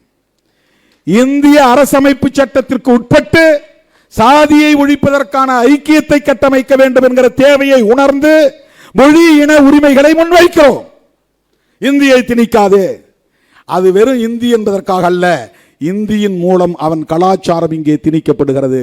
இதுதான் பெரியார் பார்வை, இதுதான் சிறுத்தைகளின் பார்வை. சனாதன தர்மத்தை நாங்கள் எதிர்ப்பதற்கு காரணம் வர்ணாசிரமத்தை அது முன்மொழிகிறது. அதுதான் காரணம். வெறும் இந்துயிசம் என்கிற நம்பிக்கையை எதிர்ப்பதல்ல. சனாதன தர்மம் பிறப்பால் உயர்ந்தவன் தாழ்ந்தவன் உண்டு என்கிறது. பார்ப்பனனும் மட்டுமே உயர்ந்தவன், மற்ற அத்தனை பேரும் அவனுக்கு கீழே என்று அவர்களை இழிவுபடுத்துகிற ஒரு தர்மம் தான் வர்ணாசிரம தர்மம். அந்த வர்ணாசிரம தர்மம் ஒழிக்கப்பெற வேண்டும். இதுதான் அரசியல் சார்ந்த ஒரு தேசியவாதம். ஆனால் இவர்கள் வெறும் மொழி அடிப்படையில் தங்களை அடையாளப்படுத்திக் கொண்டு பார்ப்பனர்களின் செயல் திட்டத்தை நடைமுறைப்படுத்துவதற்காக மீது கை வைக்கிறார்கள். எலிக்குஞ்சு மோதி இமயம் சரியாது. தோழர்களே, இந்த எலிக்குஞ்சுகள் இமயத்தோடு மோதுகின்றன என்று நாம் ஒருபோதும் கவலைப்பட தேவையில்லை. பெரியார் உலகம் வியக்கத்தக்க வகையில் உருவெடுத்து நிற்கிறார், விஸ்வரூபம் எடுத்து நிற்கிறார். பெரியார் என்கிற தனி மனிதர் அல்ல, பெரியாரின் சிந்தனைகள், சமத்துவ சிந்தனைகள், சனாதன ஒழிப்பு சிந்தனைகள், அதுதான் பெரியார். அதுக்கு வடமொழியில மகாத்மான் தான் பேர், வேற ஒன்றும் இல்லை. வடமொழியில மகாத்மான்னா தமிழ்ல பெரியார்னு அர்த்தம். மகான்னா பெரிய, ஆத்மான்னா ஆளுன்னு அர்த்தம், பெரிய ஆளு. அதை தமிழ்ல இரு விகுதி மாறி பெரியார்னு வருது, அவ்வளவுதான். பெரியார் வடமொழியில மகாத்மா, இவர் ஒரு மாமனிதர் என்று பொருள். அதை இன்னும் தமிழ் படுத்தினா மாமனிதர். மாமனிதர்னு ஏன் சொல்றோம்னா மகத்தான கொள்கை கோட்பாடுகளை உயர்த்தி பிடித்தவர். அவரை அந்த காலத்திலிருந்து எதிர்த்து கொண்டிருக்கிறார்கள், தொடர்ந்து எதிர்த்து கொண்டிருக்கிறார்கள், எவ்வளவோ முயற்சித்து பார்த்தார்கள். பெரியார் 94 வயது வரையிலும் கடவுள் இல்லைன்னு சொல்லிட்டு வாழ்ந்தார். கடவுளே கடவுளே கடவுளேன்னு சொன்னவன் 30 வயசுல போனான், 40 வயசுல போனான்.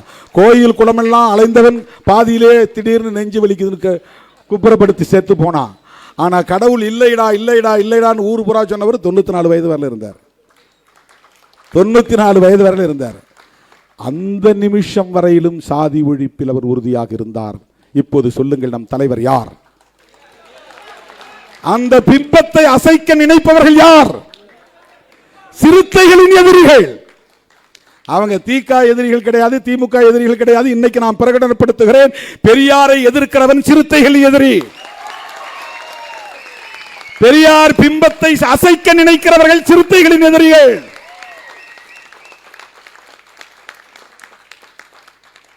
நான் மேடைக்காக பேசல, மேடைக்காக பேசவில்லை தோழர்களே. சிறுத்தைகள் பேசுகிற தமிழ் தேசியம் அரசமைப்பு சட்டத்திற்கு உட்பட்ட மொழி இன நலன்கள் சார்ந்த தமிழ் தேசியம். ஆனால் நீங்கள் நாடாளுமன்ற ஜனநாயகத்தை ஏற்றுக்கொள்கிறீர்கள், தேர்தலில் நிற்கிறீர்கள், ஓட்டு நாங்கள் அதிகமாக வாங்கியிருக்கிறோம் பெருமை பீற்றிக் கொள்கிறீர்கள். அரசமைப்பு சட்டத்தை ஏற்றுக்கிட்ட பிறகு தேர்தலில் நிற்கிற சூழலில் நீங்கள் பேசுவது தெலுங்கு எதிர்ப்பாகவும் கன்னட எதிர்ப்பாகவும் இருக்கிறது. இது எப்படி தமிழ் தேசியமாக இருக்க முடியும்? கன்னடனா அங்கே டெல்லியில் உட்கார்ந்து இருக்கிறான். நாட்டை ஆளக்கூடியவர்கள், இந்தியை திணிக்கக்கூடியவர்கள், சமஸ்கிருத மயத்தை நடைமுறைப்படுத்துகிறவர்கள், அம்பானி அதானியிடம் நாட்டை விற்பனை செய்து கொண்டிருப்பவர்கள். இந்திரா காந்தி காலத்தில் இந்திரா காந்தியோடு நமக்கு பல முரண்பாடுகள் இருக்கலாம். தனியார் வங்கிகளை எல்லாம் தேசியமயமாக்குனாங்க. பல துறைகளை, தனியார் துறைகளை எடுத்து அரசுடைமையாக்கி பொதுத்துறைகளாக மாற்றினாங்க. ஆனால் இவர்கள் பொதுத்துறைகளை எல்லாம் தனியார் ஒப்படைக்கிறாங்க. தனியார் மயப்படுத்துதல்.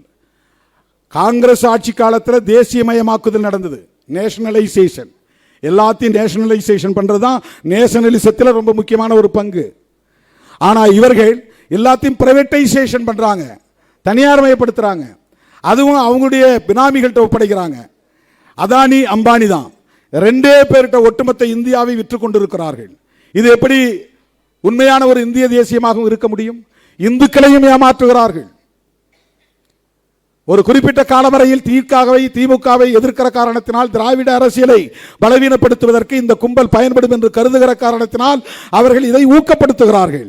ஆனால் திமுக ஒருவேளை பலவீனப்பட்டு போனால், திராவிடர் கழகம் ஒருவேளை பலவீனப்பட்டு போனால், அதன் பிறகு அவர்கள் அழிக்க துணிவது தமிழ் தேசியம் பேசுகிற சக்திகளை தான் அழிப்பார்கள். ஞாபகத்திலே வைத்துக் கொள்ளுங்கள். மொழி வழி தேசியத்தை எதிர்க்கிற மத வழி தேசியத்தை எதிர்க்க வேண்டும். அதுதான் தமிழ் தேசியம். இல்லை என்றால் தனித்தமிழ்நாடு கோரிக்கையை வைக்க வேண்டும். அதுதான் தமிழ் தேசியம். தங்களுடைய இந்துத்துவ தேசியத்திற்கு பிரபாகரன் அவர்களை துணைக்கு இழுக்கக்கூடாது, அவரை களங்கப்படுத்தக்கூடாது. அவர் பெரியாருக்கு எதிரானவர், திராவிடத்திற்கு எதிரானவர், திராவிட அரசியலுக்கு எதிரானவர், அல்லது திராவிட கட்சிகளுக்கு எதிரானவர் என்பதை போன்ற ஒரு திரிபுவாத அரசியலை இந்த மண்ணில் விதைப்பது மிகவும் ஆபத்தானது. அதை விடுதலை சிறுத்தைகள் வேடிக்கை பார்க்க மாட்டோம். எப்போதும் சொல்லுவது போல் சொல்லுகிறேன், தேர்தலில் நின்றாலும் நிற்காவிட்டாலும் நாங்கள் இந்த நிலைப்பாட்டில் எப்போதும் உறுதியாக இருப்போம். தேர்தலில் வென்றாலும் தோற்றாலும் நாங்கள் இந்த கருத்தியல் நிலைப்பாட்டில் எப்போதும் உறுதியாக இருப்போம். ஆகவே எந்த கடப்பாறையை கொண்டு வந்து திராவிட அடையாளமாக, சமத்துவ அடையாளமாக, திராவிடம் என்றால் சமத்துவம், திராவிடம் என்றால் சமூக நீதி, திராவிடம் என்றால் பார்ப்பனிய எதிர்ப்பு, திராவிடம் என்றால் ஆரிய எதிர்ப்பு, திராவிடம் என்றால் சனாதன எதிர்ப்பு, திராவிடம் என்றால் சகோதரத்துவம், திராவிடம் என்றால் அம்பேத்கரியம், திராவிடம் என்றால் பெரியாரியம். அதை அசைக்க யார் வந்தாலும், எந்த கடப்பாறையை தூக்கி கொண்டு வந்தாலும் சிறுத்தைகள் எதிர்கொள்வோம், களமாடுவோம் என்பதை சொல்லி இந்த வாய்ப்புக்கு நன்றி கூறி முடிக்கிறேன். நன்றி, வணக்கம்.